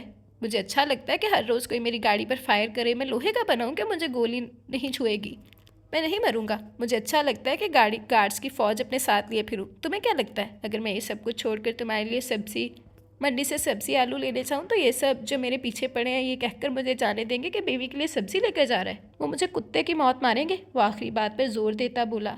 کہنے میں آسان ہے لیکن کرنے میں بہت مشکل۔ گھر میں بیٹھ کر مشورے دینا آسان ہے، باہر مجھے کیا کچھ سہنا پڑتا ہے یہ تمہاری سمجھ میں نہیں آ سکتا۔ میرا سب کچھ تباہ کر دیا انہوں نے۔ زمین کے ایک ٹکڑے کے لیے میرے ماں باپ اور چھوٹے بہن بھائی کو انہوں نے بے دردی سے مار دیا، صرف اس لیے کہ مقدمے میں کامیابی کی صورت زمین کا وہ ٹکڑا ملا ہمیں۔ یہ اتنی بڑی بات تھی۔ تمہیں پتا تھا، میں تمہیں بتا چکا تھا کہ میری زندگی میں مشکلات ہی مشکلات ہیں، تم میرے ساتھ نہیں چل سکو گی، لیکن یہ تمہاری ضد تھی۔ تمہیں پتا تھا کہ میں یہ سب چھوڑ نہیں سکتا۔ میں نے بدلہ لیا ہے اپنے ماں باپ کے قاتلوں کا۔ اب اس کے بیٹے مجھے مارنے کے لیے کتوں کی طرح ادھر ادھر پھر رہے ہیں۔ جب پتا تھا تمہیں تو کیوں نہیں تم نے اپنی بات مانی؟ اب بھگتو یا پھر مجھے چھوڑ دو۔ شدت جذبات سے اس کا چہرہ سرخ پڑ گیا تھا۔ اس کی آخری بات اسے حقیقی معنوں میں بہت ہرٹ کر گئی تھی، اس لیے اس کی بات پر اس کی آنکھوں میں پانی بھر آیا تھا۔ میں نے یہ نہیں کہا کہ میں تمہیں چھوڑ کر جا رہی ہوں، وہ وضاحت دینے لگی۔ میں تو یہ کہہ رہی، تم جو بھی کہہ رہی ہو یہ بات صاف صاف سن لو، میں یہ سب نہیں چھوڑ سکتا۔ اس کی بات کاٹ کر بولا تھا۔ تم کوشش کرو تو۔ وہ اس کی ادھوری بات پر کھول اٹھا تھا۔ غصے کی کیفیت میں ادھر ادھر دیکھتے ہوئے چلایا۔ کیا چاہتی ہو تم؟ کہ میں ٹھیک ہے میں یہ سب چھوڑ دیتا ہوں؟ کل کو وہ تمہیں اٹھا کر لے جائیں گا تو کیا کروں میں؟ کہوں کہ بھائی میں یہ کام ترک کر چکا ہوں، مارے غنیمت ہے، لوٹو۔ کل کو اگر میرے سامنے میرے بچوں کو مارا جائے تو کہوں کہ مارو، میں اف تک نہیں کروں گا۔ خوابوں سے باہر نکلو، حقیقت کی دنیا میں آؤ۔ زویسان اگر ذرا بھی کمزور ہوا نا تو وہ چیلوں کی طرح چھپٹ پڑیں گے اس پر۔ میری خاطر بھی نہیں چھوڑ سکتے؟ عمان بھرے لہجے میں بولی۔ نہیں، وہ غضبناک ہوا۔ وہ ایک دم اٹھ کر جوتی پہننے لگی۔ کہاں جا رہی ہو؟ اسے یوں اٹھتے دیکھ کر بولا۔ وہ خاموش رہی۔ تم سے کہہ رہا ہوں میں، وہ چلایا، لیکن اس سے کوئی جواب نہیں دیا۔ وہ اٹھا، اس کا ہاتھ کھینچ کر اسے اپنے سامنے کھڑا کر کے شعلہ بار نگاہوں سے تکتے ہوئے بولا۔ کیا مطلب ہے اس طرح جانے کا؟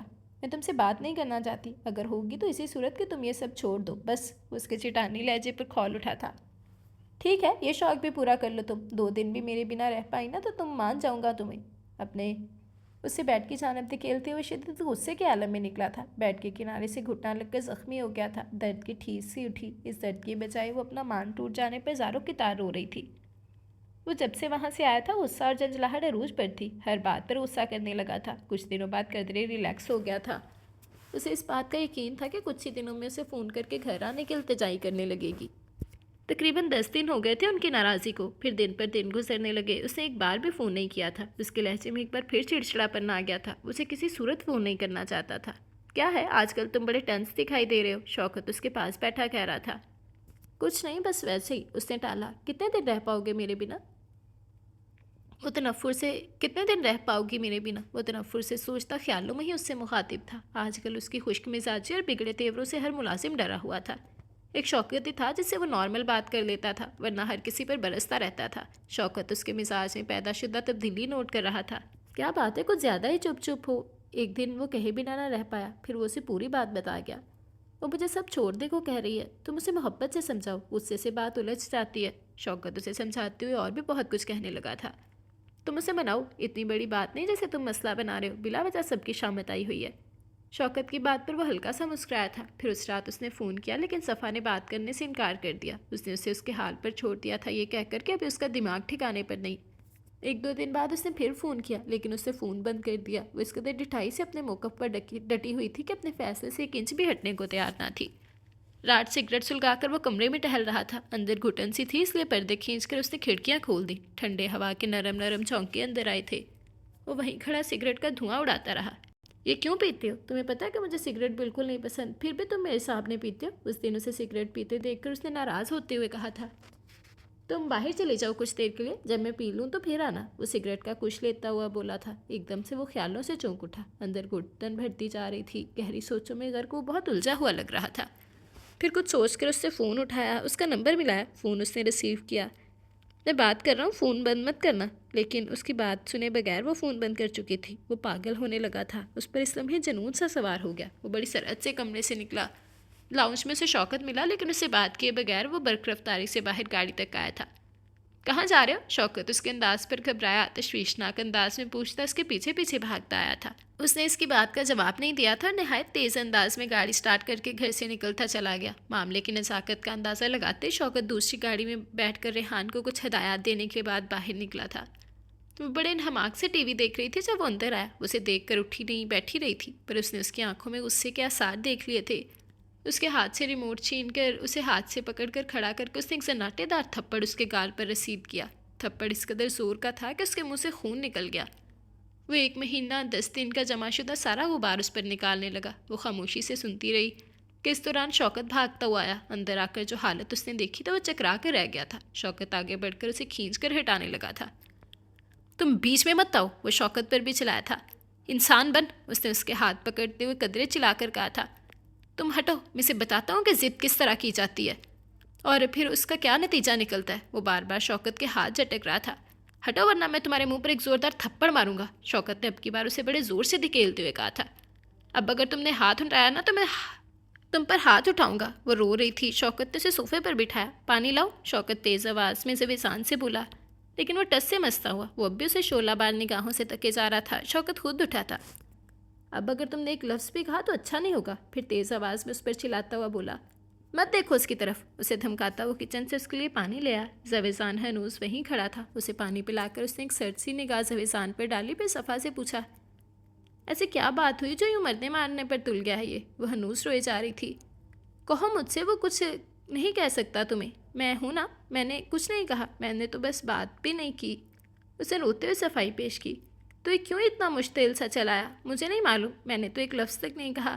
ابھی اس کی بات مکمل نہیں ہوئی تھی کہ وہ غصے سے پھر اس کی جانب لپکا۔ شوکت پھرتی سے اٹھ کر اس کی کمر کے گرد دونوں ہاتھ باندھ کر اسے مکمل طور پر روک چکا تھا۔ پاگل ہو گئے ہو؟ دماغ خراب ہو گیا تمہارا؟ منہ توڑ دوں گا تمہارا اگر پھر کبھی ضد کی تو۔ یہ ساری اکڑ خود سری نکال دوں گا میں تمہاری۔ شوکت کی بات نظر انداز کر کے وہ اسی سے قہرناک لہجے میں مخاطب ہوا تھا۔ بیٹھو، تحمل سے بات کرتے ہیں۔ شوکت نے اسے بٹھانا چاہا، لیکن وہ اس کے ہاتھ چٹک کر اپنے کمرے میں چلا گیا۔ شوکت صفا کے پاس بیٹھ کر اسے نصیحتیں کرنے لگا۔ چھوٹی چھوٹی باتوں پر گھر ٹوٹتے ہیں، دلوں میں کدورت پیدا ہوتی ہے، ساری زندگی پچھتاوے انسان کا مقدر بن جاتے ہیں۔ اسے رسان سے سمجھاتے ہوئے کہہ رہا تھا کہ زویزان چلایا۔ شوکت، تمہارے گھر سے فون ہے، تمہیں گھر بلایا ہے۔ اس کی پریشان صورت دیکھ کر وہ وضاحت کرتے ہوئے بولا، کوئی سیریس بات تو نہیں؟ کچھ مہمان وغیرہ آئے ہیں؟ وہ اٹھا۔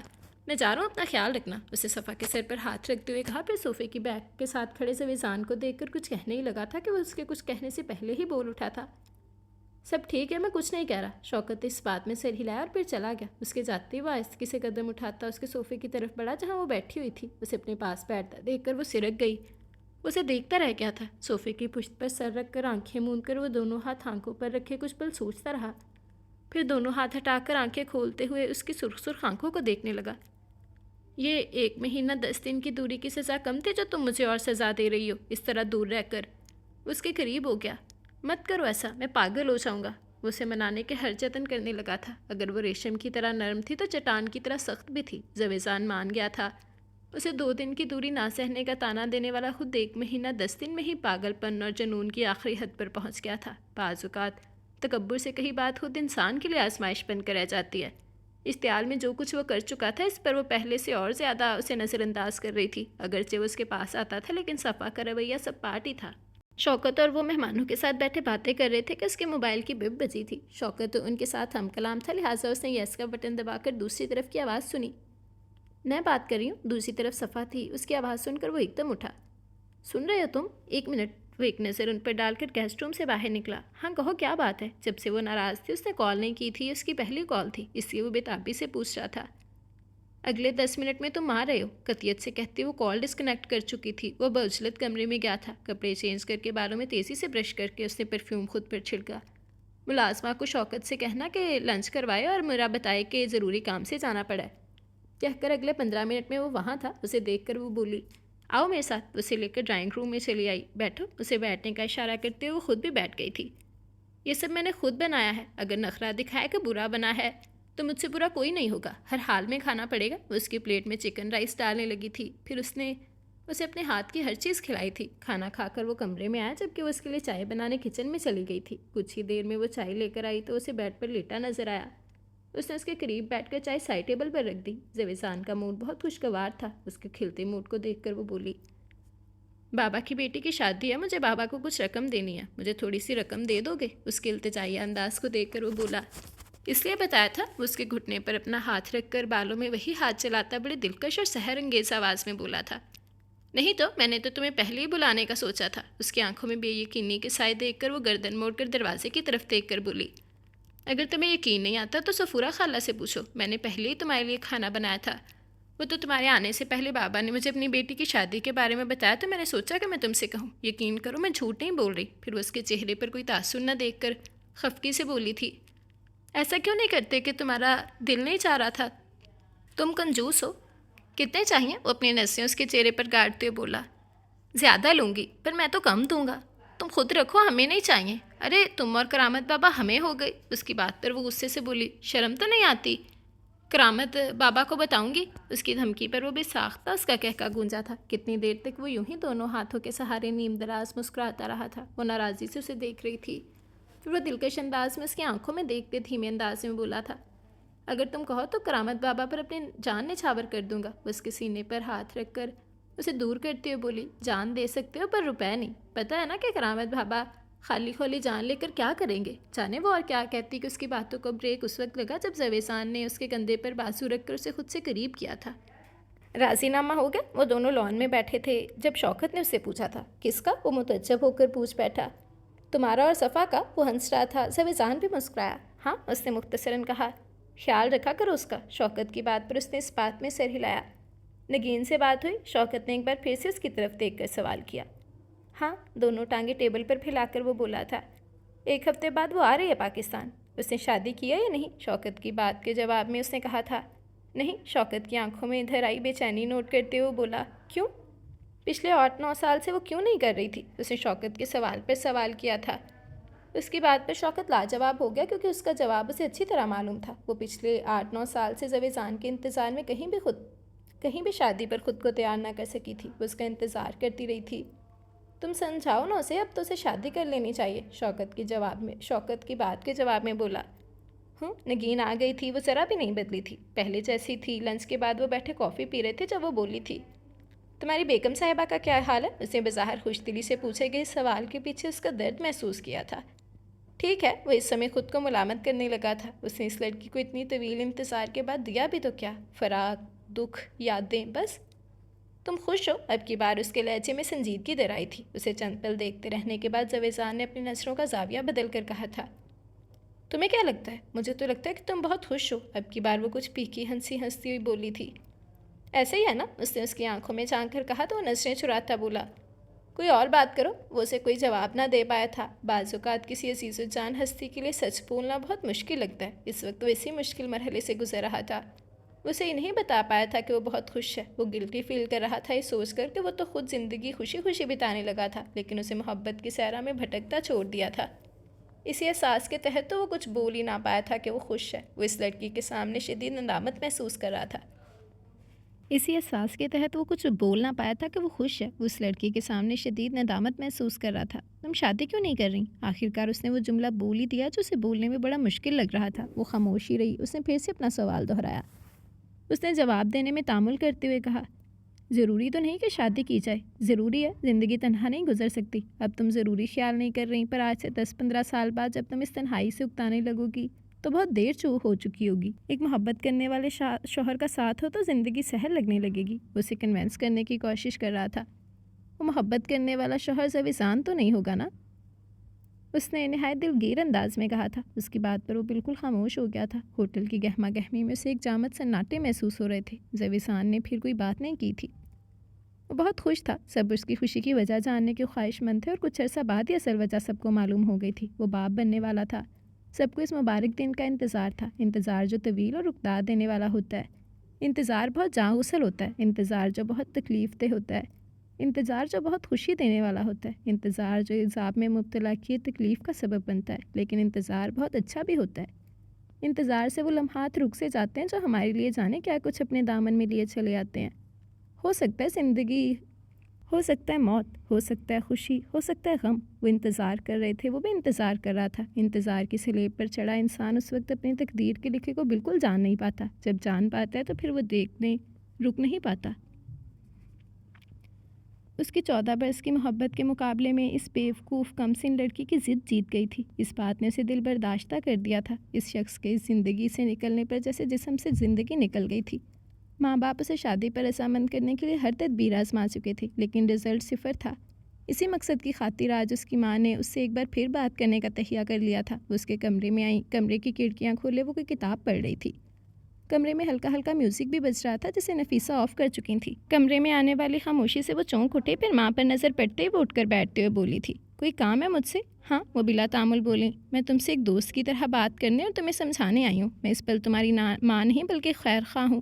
ایک ایسی خیر خواہ جو تم سے مشورہ مانگ رہی ہے کہ تم اپنی زندگی کے بارے میں کیا فیصلہ کرو یا کرنا چاہیے. میں ایک پرخلوص دوست کی حیثیت سے بالکل غیر جانبداری سے تم پر واضح کر کے تم کو سوچنے اور کوئی اچھا فیصلہ کرنے پر آمادہ کرنا چاہتی ہوں. یہ تمہاری خوش قسمتی اور میری بدقسمتی ہوگی اگر میں تمہیں آمادہ نہ کر پاؤں تو. اس کی خاموش نگاہوں میں امڑتے سوالوں کو پڑھتے ہوئے وہ پھر سے بولی، اگر تم سمجھتی ہو کہ زندگی یوں ہی بسر ہو جائے گی تو یہ تمہاری خام خیالی ہے، کیونکہ ایسا تم اس وقت سوچ رہی ہو. اس وقت تمہارے پاس تمہارا باپ، تمہاری ماں اور رشتہ داروں کا ساتھ ہے. جس دن ان رشتوں میں سے تمہارے پاس کوئی بھی نہ ہوگا تو تب تمہیں اپنی حماقت کا احساس ہوگا. احساس اس وقت ہوتا ہے جب کوئی پاس نہ ہو. اس وقت تمہیں کسی بھی قیمت پر اس وقت کی تنہائی کا احساس نہیں ہو سکتا کیونکہ ہم موجود ہیں. تصور کرو اس گھر میں تم اکیلی ہو. تب کہو گزر سکے گی زندگی تنہائی کے اس پتھروں والے پنجرے میں 50 برس 70 برس کتنے برس اس ویران خاموش سے گھر میں تم گزار پاؤ گی؟ تب میں تم سے کہوں گی کہ تم مینٹل پیشنٹ کے سوا کچھ نہیں ہوگی. اب نارمل کر دے گی یہ تنہائی تمہیں. جس کے لیے تم نے یہ روک لیا وہ اپنی زندگی عیش سے جی رہا ہے.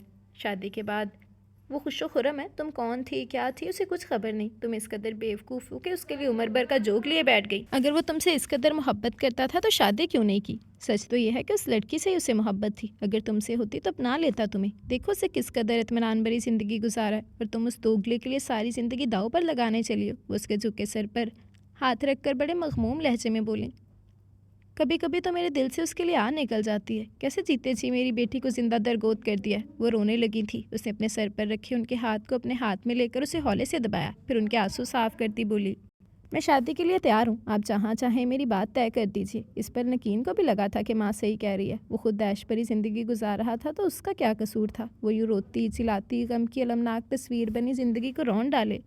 ایک ایسے انسان کے لیے جس کی نگاہ میں اس کی حیثیت یہ تھی کہ وہ اس کے ساتھ ہنس بولے اور اسے باتوں پر ٹرخا دے. شادی کر کے ہنسی خوشی رہنے لگے کہ عملی تصویر بن کر اور وہ خود کو لیلا بنائے صرف اس دوگلے انسان کے لیے اپنی زندگی یوں جلا جلا کر خاک کر ڈالے. کیا ملے گا اسے؟ تنہائی، پاگل پن کے چند دورے اور پھر ایک مینٹل ہاسپٹل. اس لیے اس نے شادی کی حامی بھر لی تھی. اس کی امی اسے تعجب خیز نگاہوں سے دیکھتے رہنے کے بعد خوشی سے بے حال ہوتے ہوئے اسے گلے لگا چکی تھی. مجھے یقین نہیں آتا کہ میں کبھی اتنی بڑی خوشی بھی دیکھ لوں گی. تم نے مجھے آج بے پناہ خوش کر دیا ہے. ماں کی پیٹھ تھپکتے اس پل اس کی آنکھیں جلنے سی لگی تھیں. یہ جلن کچھ دن کی ہو وہ بار بار یہ دعا کرنے لگی تھی۔ شادی کے کارڈ پر نظریں جمائے وہ بڑے غور سے اس بشارت احمد کا نام پڑھ رہا تھا۔ وہ ایک بڑے صنعت کار کا بیٹا تھا، ہائی کوالیفائڈ، ایک نہایت اچھی شخصیت کا مالک۔ وہ اس سے کئی بار مل چکا تھا، وہ بھی سویسان کو بہت اچھی طرح جانتا تھا۔ اس کی زندگی کا سن کر، اس کی شادی کا سن کر وہ قدرے مطمئن ہو گیا تھا۔ اس کے ضمیر پر جو بوجھ تھا اس سے بالآخر اسے چھٹکارا مل گیا تھا۔ اسے شادی میں شرکت کی تھی، صفا کو وہ نہیں لے کر گیا تھا، وجہ بچے کی پیدائش تھی۔ ان کے ہاں بیٹا پیدا ہوا تھا، وہ بہت خوش تھا، سب نے اسے ٹریٹ وصول کی تھی۔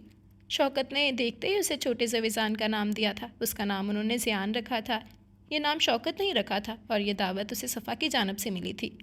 زویزان کے پسندیدہ نام کو بڑے دھڑلے سے رد کر کے اسے شوکت کے پسند کردہ نام کو پسندیدگی کی سند دی تھی۔ وجہ اس نے یہ بتائی تھی کہ چونکہ شوکت بھائی اس کی ہر بات مانتے ہیں، اس لیے اس نے بھی ان کے تجویز کردہ نام کو ترجیح دی، اور وہ اسے صاف صاف کہہ گئی تھی کہ چونکہ یہ صرف اس کا صفا کا بیٹا، اس لیے کسی کو بھی اس نام پر اعتراض کا حق نہیں تھا۔ وہ اس کی سے عجیب و غریب لاجک پر چپ رہا تھا۔ رات کو وہ بیڈ پر دراز ٹی وی دیکھ رہا تھا، جبکہ وہ بچے کو سلانے میں مصروف تھی۔ بچے کو سلانے کے بعد وہ اس کے قریب ہو کر بولی تھی، کل صبح مجھے بچے کے لیے کچھ کپڑے وغیرہ لینے ہیں، کچھ روپے چاہیے۔ اسے فوراً اس کا جملہ اچکتے ہوئے کہا، اپنے شوکت بھائی سے کہو۔ کیا مطلب؟ وہ گھورنے لگی۔ شوکت تمہاری بات مانتا ہے، میں نہیں۔ بچہ تمہارا ہے، میرا نہیں، تو پھر میں کیوں دوں روپے؟ جب شوکت بات مانتا ہے تو اس سے کہو، وہ رقم دے گا۔ پھر میرا بیٹا تھوڑی ہے، تمہارا ہے، تم اپنے پیسے سے خریدو۔ ایک نام کیا نہیں رکھا تمہاری پسند کا، تم تو انتقام پر ہی اتر آئے ہو۔ میں شوکت بھائی سے کہوں گی کہ تم مجھ سے جیلس ہو۔ توبہ، کتنے دوگلے ہو، ان کے سامنے کتنے میٹھے بنتے رہتے ہو، جیسے تمہیں ان کے علاوہ دنیا میں کوئی بھی عزیز نہیں، اور پیٹھ پیچھے کتنے جلتے بھنتے رہتے ہو۔ تمہارے جیسا دوگلا میں نے کبھی نہیں دیکھا۔ وہ اسے اور بھی کچھ سنا رہی تھی کہ فون کی بیل بجی۔ زویزان نے ریسیو کیا تھا۔ ہاں شوکت بولو، اس کے ہاتھ سے ریسیور چھین کر بولی۔ شوکت بھائی آپ کے خلاف بول رہے تھے، ابھی میرے ساتھ بہت لڑائی کی ہے۔ اسے ساری بات بتانے لگی تھی، جبکہ وہ چپ چاپ مسکراتے ہوئے اس کی باتیں سن رہا تھا۔ اسے ایک بار ریسیور لینے کی ایک مصنوعی کوشش بھی کی تھی، جس پر وہ ایک دم پیچھے ہٹ گئی تھی۔ بات کر کے اس نے فون زویزان کو پکڑا دیا۔ وہ شوکت سے بات کرنے لگا، اس دوران وہ مسلسل مسکراتا رہا تھا۔ اسے اپنے دفاع میں ایک لفظ تک نہیں کہا تھا۔ کچھ دیر کی گفتگو کے بعد وہ فون بند کر چکا تھا۔ رات کو وہ نیند سے بیدار ہوئی، ٹیبل لیمپ کی ہلکی روشنی پورے کمرے میں پھیلی ہوئی تھی۔ اس نے کوئی بھیانک خواب دیکھ لیا تھا۔ خواب میں اس نے کیا دیکھا یہ اس وقت اسے یاد نہیں آ رہا تھا۔ اسے شدید خوف محسوس ہوا تھا، پھر خوف کے باعث رونے لگی تھی۔ روتے روتے اس کی نظر گہری نیند میں ڈوبے زویزان پر پڑی، کسی نادیدہ جس کی بیداری کے باعث اس کی آنکھ کھل گئی تھی۔ کروٹ لے کر اس نے جو ہی اسے بیٹھے اور روتے دیکھا تو ایک دم سے اٹھ کر بیٹھتے ہوئے تشویشناک انداز میں بولا، کیا ہوا؟ وہ مزید رونے لگی۔ صفا تم سے کہہ رہا ہوں، کیا ہوا؟ صفا پلیز بتاؤ مجھے۔ وہ اس کے چہرے پر رکھے دونوں ہاتھ اپنے ہاتھوں میں لے کر اس کے چہرے کو جھانکنے لگا تھا۔ نیند میں ڈر گئی ہو؟ صفا پلیز بتاؤ نا، نیند میں ڈر گئی ہو؟ اس کے اس بات میں سر ہلانے پر وہ قدرے ریلیکس ہو کر بولا، میں تو ڈر گیا تھا کہ جانے کیا بات ہے۔ پھر کہنے لگا، میں تمہارے لیے پانی لینے جا رہا ہوں۔ سائڈ ٹیبل پر رکھا خالی جگ اٹھا کر اس نے اٹھتے ہوئے کہا، لیکن اس نے فوراً اس کی شرٹ کھینچ کر اسے واپس بٹھایا۔ تم بیٹھو یہاں، مجھے ڈر لگ رہا ہے۔ اس کی آواز دھیمی اور خوف سے بھرپور تھی۔ ڈر لگ رہا ہے؟ اس کے چہرے میں وہ اس کے بالوں میں ہاتھ پھیرتے ہوئے اس کے چہرے پر نظریں جمائے پوچھ رہا تھا۔ ہاں کیوں؟ پتہ نہیں، آواز دبی دبی تھی۔ میں ہوں نا، پھر کیوں ڈر رہی ہو؟ اسے خود سے لگاتے ہوئے بولا۔ پھر وہ کافی دیر تک اس کے پاس بیٹھا اسے ادھر ادھر کی باتیں کرتا رہا تھا، یہاں تک کہ اس کے شانے پر سر رکھے سو گئی تھی۔ اسے بیڈ پر لٹانے کے بعد وہ خود بھی سو گیا تھا۔ سنو، میں ایک بات کہوں، تم برا تو نہیں مانو گے؟ کہو۔ وہ ٹی وی پر نیوز دیکھ رہا تھا، اس کی بات پر اس نے ٹی وی کا والیوم کم کر دیا تھا۔ ہاتھ صوفے کی پشت پر اور ٹانگیں ٹیبل پر پھیلائے وہ اپنے قریب اسے بیٹھے دیکھ کر مکمل طور پر اس کی طرف متوجہ تھا۔ ہم کہیں باہر نہ چلے جائیں، کسی دوسرے ملک؟ یہاں کیا رکھا ہے؟ اور پھر زیان کی باہر اسکرولنگ بھی اچھی ہو جائے گی، اور پھر ہم جس ماحول میں رہ رہے۔ اس نے دیکھا تو وہ گہری سنجیدگی چہرے پر لیے اسے جامت و ساکت نگاہوں سے دیکھ رہا تھا۔ چائے لاؤ؟ کچھ دیر کے بعد اسے سخت برہم انداز میں کہا تھا۔ میری بات کا جواب نہیں دیا تم نے؟ وہ بھی ٹھیٹ پن کی ساری حدیں کراس کرنے لگی تھی۔ اس قدر فضول بات کا جواب نہیں ہے میرے پاس، میرا دماغ چاٹنے کی کوشش مت کرو۔ تم ان سب پر یہ ثابت کروانا چاہتے ہو کہ میں بزدل ہوں، ڈر کر ملک سے بھاگ گیا ہوں۔ اب تم فضول سوالات بند کر دو۔ وہ بڑی درشتی سے کہہ رہا تھا۔ اپنے بیٹے کے لیے بھی ایسا نہیں کرو گے؟ پلیز فضول کی ٹینشن کریٹ مت کرو۔ وہ چلایا، یہ فضول کی بات نہیں، ہماری مستقبل کی۔ یہاں آنا ہی فضول ہے، میرا دماغ خراب ہے جو یہاں چلا آتا ہوں۔ وہ غصے سے بھڑکتے ہوئے اٹھ کر نیچے قالین پر رکھے کشنز کو پاؤں سے ٹھوک کر مارتا باہر کی جانب قدم بڑھانے لگا۔ اس کے پیچھے بھاگ کر اس کو بازو سے تھامے روک چکی تھی۔ پلیز کچھ نہیں کہہ رہی، اب کبھی یہ بات نہیں کروں گی۔ وہ آنکھوں میں نمی لیے اس کے سامنے کھڑی تھی۔ اپنا بازو جھٹکے سے چھڑوا کر واپس ہو کر اس نے اپنے کمرے میں جا کر زور سے دروازہ بند کر دیا تھا۔ اس کے پیچھے اس کمرے میں گئی تھی وہ سگریٹ سلگائے دھواں اڑا رہا تھا۔ وہ قریب جا کر بولی، میری بات نہ مان کر تم مجھے پر اچھی طرح جتا رہے ہو کہ میں تمہارے لیے کیا حیثیت رکھتی ہوں۔ میں جانتی ہوں اپنی حیثیت، اس لیے اب میں یہ سوال یا یہ بکواس ہرگز نہیں کروں گی۔ وہ تلخی سے کہہ کر گلاس ونڈو کے پاس جا کر باہر لان میں کھلے گلابوں کو دیکھنے لگی تھی۔ اس وقت اس کی نظریں بظاہر گلابوں پر جمی تھی، لیکن اس کا دھیان جیسے ان گلابوں کے حسن و خوبصورتی پر تھا ہی نہیں۔ تمہاری حیثیت کیا ہے بتاؤ مجھے؟ وہ اس کی پشت پر کھڑا اس سے پوچھ رہا تھا۔ وہ خاموش تھا۔ کیا ہے تمہاری حیثیت؟ اب کی بار وہ تیز آواز میں چلایا۔ ایک بے آسرا اور بے سہارا لڑکی، بس۔ وہ پرنم آنکھیں لیے بغیر موڑے بہت دھیمی لہجے میں کہہ گئی تھی۔ کیوں کہا تم نے کہ تم میرے لیے کوئی حیثیت نہیں رکھتے؟ زویسان کو کچھ بھی کہو پر خود کو کبھی کچھ نہیں کہنا، سمجھی تم؟ آئندہ تم ایسا نہیں کہو گی، ایسا کوئی بھی جملہ جو زویسان کے دل کو برا لگے۔ صفا میری ہے، اس لیے وہ بے سہارا نہیں ہے۔ سن رہی ہو تم؟ وہ اسے ہاتھ سے کھینچ کر اپنے سامنے کرتے ہوئے بولا تھا۔ کیوں کیا تم نے ایسا؟ تمہیں لگتا ہے کہ میں تم سے محبت نہیں کرتا؟ میں تمہیں چاہتا نہیں۔ اس کی آواز میں عجیب سا تاثر تھا جیسے وہ کوئی نام نہیں دے سکی تھی۔ تمہیں شک ہے مجھ پر، میری محبت پر؟ پچھلے 2 سالوں سے میں جھک مار رہا ہوں تم سے شادی کر کے۔ مجھے محبت ہے تم سے، مجھے محبت ہے تم سے۔ کتنی بار کہوں یہ جملہ کہ تمہیں یقین آئی؟ کتنی بار؟ 1000 بار؟ کتنی بار؟ وہ خاموش سر جھکائے کھڑی تھی۔ تم کیوں ہرٹ کرتی ہو مجھے؟ کیا کروں میں تمہیں یقین دلانے کے لیے؟ بولو کیا کروں؟ اس مرد کے الفاظ نے آخر اس عورت کو پگھلا دیا تھا۔ وہ تیار ہو کر فون پر کسی سے بات کرنے لگا تھا، جبکہ وہ تقریباً تیار ہو کر اب اپنے بیگ میں چیزیں ڈال رہی تھی۔ زیان فیڈر پی رہا تھا۔ وہ جلدی جلدی بالوں میں برش کرنے لگی۔ ابھی تک تیار نہیں ہوئی؟ فون بند کرتے ہی اس کے پاس چلایا۔ بس تیار ہوں، میرا بیگ اٹھائے اور یہ گفٹ بھی۔ وہ دونوں چیزیں اٹھا کر زیان کے پاس آیا تھا۔ کچھ دیر بعد وہ باہر چلا گیا۔ گفٹ اور بیگ گاڑی میں رکھوا کر وہ پھر سے اندر آیا تھا۔ کیسی لگ رہی ہوں؟ وہ مکمل تیار تھی، اس لیے اپنی تیاری دکھاتے ہوئے وہ اس کے بالکل سامنے کھڑی ہو گئی تھی۔ اچھی لگ رہی ہو، اب آؤ، زیان کو اٹھا کر اس نے کہا۔ اس کا مطلب ہے کہ اچھی نہیں لگ رہی، وہ اس کے سامنے آ کر بولی تھی۔ لگ رہی ہو، اور کیا کہوں؟ وہ بے بسی سے کہہ گیا تھا۔ میری قدر ہی نہیں، جب نہیں ہوں گی نا تو تب آئے گی قدر آپ کو میری۔ وہ گلا کرتی اس کے گلے میں باہیں ڈال گئی تھی۔ صفا دیر ہو رہی ہے، اسے خود سے ہٹاتے ہوئے جلدی سے باہر آنے کا کہہ کر چلا گیا۔ وہ باہر آئی، وہ سب گاڑی میں اس کا انتظار کر رہے تھے۔ ڈرائیور کے ساتھ ریحان بیٹھا تھا، جبکہ شوکت ڈور کے ساتھ بیٹھا زیان کو گود میں لیے ہوئے تھا۔ شوکت کے ساتھ ہی زویسان بیٹھا ہوا تھا۔ اس کے آنے پر اس نے اس کے لیے دروازہ کھولا تو اس کے پاس بیٹھ گئی۔ ڈرائیور گاڑی سٹارٹ کر چکا تھا۔ شوکت راستہ بھر زیان کو گود میں لیے اس کے ساتھ باتیں کیے جا رہا تھا۔ وہ سب شاہپور جا رہے تھے، ان کا ارادہ وہاں چند دن رہنے کا تھا۔ اچانک ایک گاڑی ان کے قریب آئی اور اس سے پہلے کہ وہ کچھ سوچتے سمجھتے ایک دم سے تڑ تڑ کی آواز سڑک پر گونجنے لگی۔ دائیں جانب بیٹھے شوکت اور زیان ان گولیوں کا نشانہ بنے تھے۔ پھر کیا کچھ ہوتا رہا اسے یاد نہ تھا، بس اس کو یاد تھا کہ اس نے ڈرائیور کو گاڑی تیز کرنے کا کہا تھا، جبکہ صفا کو وہ پہلے ہی جھکا چکا تھا۔ ریحان بھی برابر فائر کرتا رہا تھا۔ گاڑی تیزی سے ٹرن لے کر مڑی تھی، ان کا پیچھا چھوڑ کر وہ چلی گئی تھی۔ جلدی کرو، ڈرائیور کے کانوں میں زویسان کی آواز گونج رہی تھی۔ ہاسپٹل کے سامنے رکتے ہی ریحان تیزی سے نکلا تھا اور ان کی طرف کا دروازہ کھول کر صفا کو نکالا تھا۔ صفا کے نکلتے ہی وہ تیزی سے اتر کر دوسری جانب آیا۔ شوکت کی قمیض سرخ تھی، جبکہ اس کی گود میں بیٹھا زیان پہلے ہی بے حس و حرکت تھا۔ اس کی نگاہیں حد نگاہ تک پھیلے برف کی سفید چادر پر تھیں، لیکن اس کی دماغ کی سکرین پر گزرے واقعات کی تصویر بڑی برق رفتاری سے چل رہی تھی۔ انسان جب تہی دامن رہ جاتا ہے نا تو پھر اس کی طرح تصویریں ذہنی سکرین پر چپک ہی جاتی ہیں۔ تب انسان کی زندگی لفظ کاش سے شروع ہو کر لفظ کاش پر ہی ختم ہو جاتی ہے۔ وہ بھی اب اسی لفظ کے سہارے جی رہا تھا۔ جو فیصلہ اس نے بعد میں کیا، کاش پہلے کرتا، کاش ایسا نہ کرتا تو ایسا نہ ہوتا، کاش اس کا ذہن انہی سوچوں کی مائزگاہ بنا اس کی مورد الزام ٹھہرا رہا تھا۔ اب اس کی نگاہیں کرسٹوفر پر جمی تھی، جو بلیچا اٹھائے اپنے گھر کے سامنے سے برف ہٹا رہا تھا تاکہ آنے جانے میں زیادہ وقت نہ ہو۔ اس کی سوچ کچھ پل کے لیے منتشر سی ہو گئی تھی۔ چائے؟ کسی کی آواز پر اس نے بے ساختہ مڑ کر دیکھا۔ اسے دیکھ کر اس کے چہرے پر ایک دوستانہ سی مسکراہٹ ابھری تھی، پھر اس کا ہاتھ کپ کی طرف پڑا تھا۔ تھینک یو، اس وقت اسی کی ضرورت محسوس ہو رہی تھی۔ مجھے پتا تھا، اسی لیے لائی ہوں، اس نے بھی سنجیدگی سے جواب دیتے ہوئے کہا تھا۔ کہاں جا رہی ہوں؟ اس کے پلٹ کر جانے پر وہ بے ساختہ پکار بیٹھا تھا۔ کام ہے کوئی؟ اس نے بھی سوال کرتے ہوئے پوچھا۔ نہیں، کچھ کام ہے مجھے، پھر آتی ہوں۔ اس کے نہیں کہنے پر وہ یہ کہہ کر چلی گئی۔ وہ ایک بار پھر مڑ کر باہر دیکھنے لگا۔ ایک بار پھر ذہن انہی سوچوں کی گرداب میں پھنس کر رہ گیا تھا۔ اس کی شوخی شگفتگی چھین کر اس مرد نے اسے دیا بھی تو کیا؟ سنجیدگی، بربادی، خاموشی۔ کیا پایا اس نے اپنی زندگی میں؟ سب کچھ کھو دیا، ماں باپ، بھائی، پھر عزت، جو ایک قتل جیسے گناہ کبیرہ کی بدولت وہ کھو بیٹھا تھا۔ اگرچہ قصاص اسلام میں جائز ہے، پر اسلام تو معافی اور درگزر کا بھی درس دیتا ہے۔ اب وہ صحیح اور غلط کو سوچ رہا تھا۔ اس نے بھائی جیسا دوست شوکت کھو دیا، اپنا خون، اپنے جگر کا ٹکڑا کھو دیا۔ اب کیا بچا تھا؟ پچھتاوا، الاؤ۔ ایک بار پھر اس کے سینے میں جلن ہونے لگی تھی۔ اس سے پہلے کہ جلن کچھ اور بڑھتی کہ وہ چلی آئی۔ ابھی تک چائے نہیں پی؟ اس نے اس کے بھرے کپ کو دیکھ کر کہا تھا۔ نہیں، اس نے گہری سوچ سے نکل کر جواب دیا تھا۔ تم ہر وقت جو سوچتے رہتے ہو، کیا لگتا ہے اسے سب کچھ ٹھیک ہو سکتا ہے؟ وہ بالکل عام انداز میں کہتے ہوئے بیڈ پر دراز ہو کر کمبل اپنی ٹانگوں پر ڈال چکی تھی۔ وہ اس کی بات پر کچھ سوچتا اس کے قریب آ کر بیٹھ گیا۔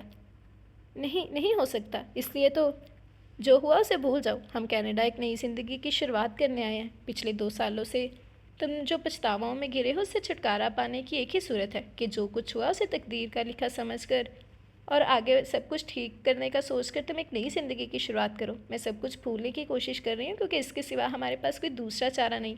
میں تمہیں اداس نہیں دیکھنا چاہتی۔ وہ رونے لگی تھی۔ ہر گزرتے دن کے ساتھ میں یہ سوچتی ہوں کہ آج تم سب کچھ بھول کر مجھے اور خود کو ایک پل بھر خوشی ہی دے ڈالو، پر ایسا نہیں۔ ہر گزرتا دن تمہیں زندگی سے اور دور کرتا جا رہا ہے۔ جو کچھ ہوا اسی میں اللہ کی مصلحت ہوگی۔ میں تم سے خفا نہیں ہوں۔ اگر تم نے اس وقت میری بات نہیں مانی تو اب تو مان چکے ہو، اب تو چھوڑ چکے ہو سب۔ کیا اب ہم کبھی خوش نہیں رہ سکتے؟ کیا اب ہم کبھی خوش نہیں رہیں گے؟ بس ہماری زندگی ہمارے لیے اتنی ہی تھی۔ جو کچھ ہوا میں اسے بھیانک خواب سمجھ کر بھول جانا چاہتی ہوں، پر تمہارا رویہ مجھے سب کچھ پوری جزیات کے ساتھ یاد دلاتے رہتے۔ میں تمہارے ساتھ خوش رہنا چاہتی ہوں۔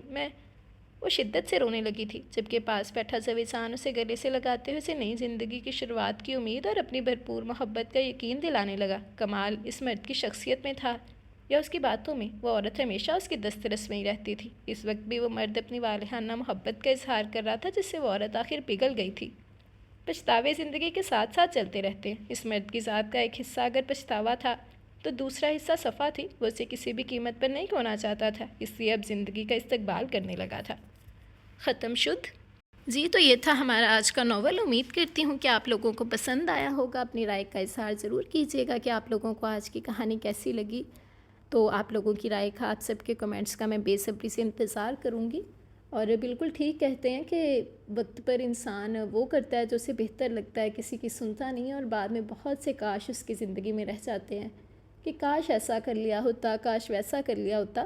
اور دوسری بات یہ کہ ہمارے معاشرے کا المیہ ہے، ہمارے معاشرے کی تلخ حقیقت ہے کہ ہم لوگوں سے بہت ڈرتے ہیں کہ لوگ کیا کہیں گے۔ لوگ کچھ تو کہیں گے ورنہ سانس کیسے لیں گے؟ کچھ نہ کچھ تو وہ کریں گے نا۔ وہ کہتے ہیں نا کہ لوگ کچھ تو کہیں گے ورنہ زندہ کیسے رہیں گے۔ وہ تو ان کا بس چلے تو ہماری سانسیں بھی بند کر دیں۔ تو وہ صرف زویزان نے بدلہ چھوڑ کے ٹھیک ہے وہ یہ چیز ایکسیپٹ کر رہا تھا کہ وہ یہاں پر سیف نہیں ہے۔ وہ اپنی بیوی کی بات نہیں مان رہا تھا کہ وہ سمجھیں گے کہ یہ پوچھ چھپا کے ہم سے ڈر کے بھاگ گیا ہے، تو وہ سمجھتے رہیں۔ ان کے سمجھنے نہ سمجھنے سے تمہیں کیا فرق پڑتا ہے؟ تم اپنی زندگی پرسکون بنا رہے ہو، فرق کس چیز سے بنتا ہے؟ تم کہاں پر سیف ہو، تمہاری فیملی کہاں خوش محسوس کرتی ہے، فرق کس چیز سے پڑتا ہے؟ لیکن وہ وہی کہ وہ کیا کہیں گے، لوگ کیا کہیں گے، میں تو نہیں جا سکتا، وہ مجھے بزدل سمجھیں گے۔ اور پھر بعد میں آخر میں کیا رہ گیا؟ کاش۔ اور اوور آل سٹوری اچھی تھی، ایک لیسن تھا سٹوری میں، لیکن ایک چیز جو مجھے اچھی نہیں لگی وہ میں ضرور شیئر کرنا چاہوں گی کہ نگین ایک لائل بندی تھی۔ اس نے اتنے سال زویزان کی محبت میں اپنے قربان کیے، اور وہ یہ ڈیزرو نہیں کرتی تھی کہ زویزان اس کے ساتھ ایسا کرتا، جو بھی تھا جیسے بھی تھا، لیکن اس بندی کے ساتھ واقعی بہت غلط ہوا ہے اور ایسا نہیں ہونا چاہیے تھا۔ باقی اوور آل سٹوری مجھے تو اچھی لگی۔ ایک لیسن تھا اس میں کہ وقت سے پہلے ہی اگر ہم وقت کو تھام لیں تو بہت سے کاش ہماری زندگی میں آنے سے بچ جائیں گے۔ تو امید کرتی ہوں کہ کہانی آپ لوگوں کو پسند آئی ہوگی۔ اپنی رائے کا اظہار ضرور کیجیے گا۔ آپ سب کی رائے کا، آپ سب کے کمنٹس کا میں بے صبری سے انتظار کروں گی۔ اس کے علاوہ جس نے ابھی تک چینل سبسکرائب نہیں کیا ہے، جلدی سے چینل سبسکرائب کر لیں، بیل آئیکن دبا دیں تاکہ ہر آنے والی نئی ویڈیو آپ کو ملتی رہے۔ لائک، کمنٹ اور شیئر کرنا مت بھولیں، ٹھیک ہے جی؟ تو ناول کا نیم تھا شکست فاتحانہ بائی نادیہ امید۔ ضرور بتائیے گا کہ آج کی کہانی کیسی لگی۔ انجوائے کریں آج کی سٹوری۔ آج کا ناول پھر کرتے کرتے بہت لمبا ہو گیا، تو اب کچھ مصروفیات زیادہ ہے، تو کمنٹ سیکشن انشاءاللہ اب ہم کل دیکھیں گے۔ تو آپ لوگ آج کی کہانی انجوائے کریں، ضرور بتائیے گا کہ سٹوری کیسی لگی۔ انشاءاللہ اب ہم کل حاضر ہوں گے نئے ناول کے ساتھ، نئے کرداروں کے ساتھ۔ تب تک کے لیے آپ لوگ آج کی سٹوری انجوائے کریں، مجھے دعاؤں میں یاد رکھیے گا۔ اجازت دیں، اللہ حافظ۔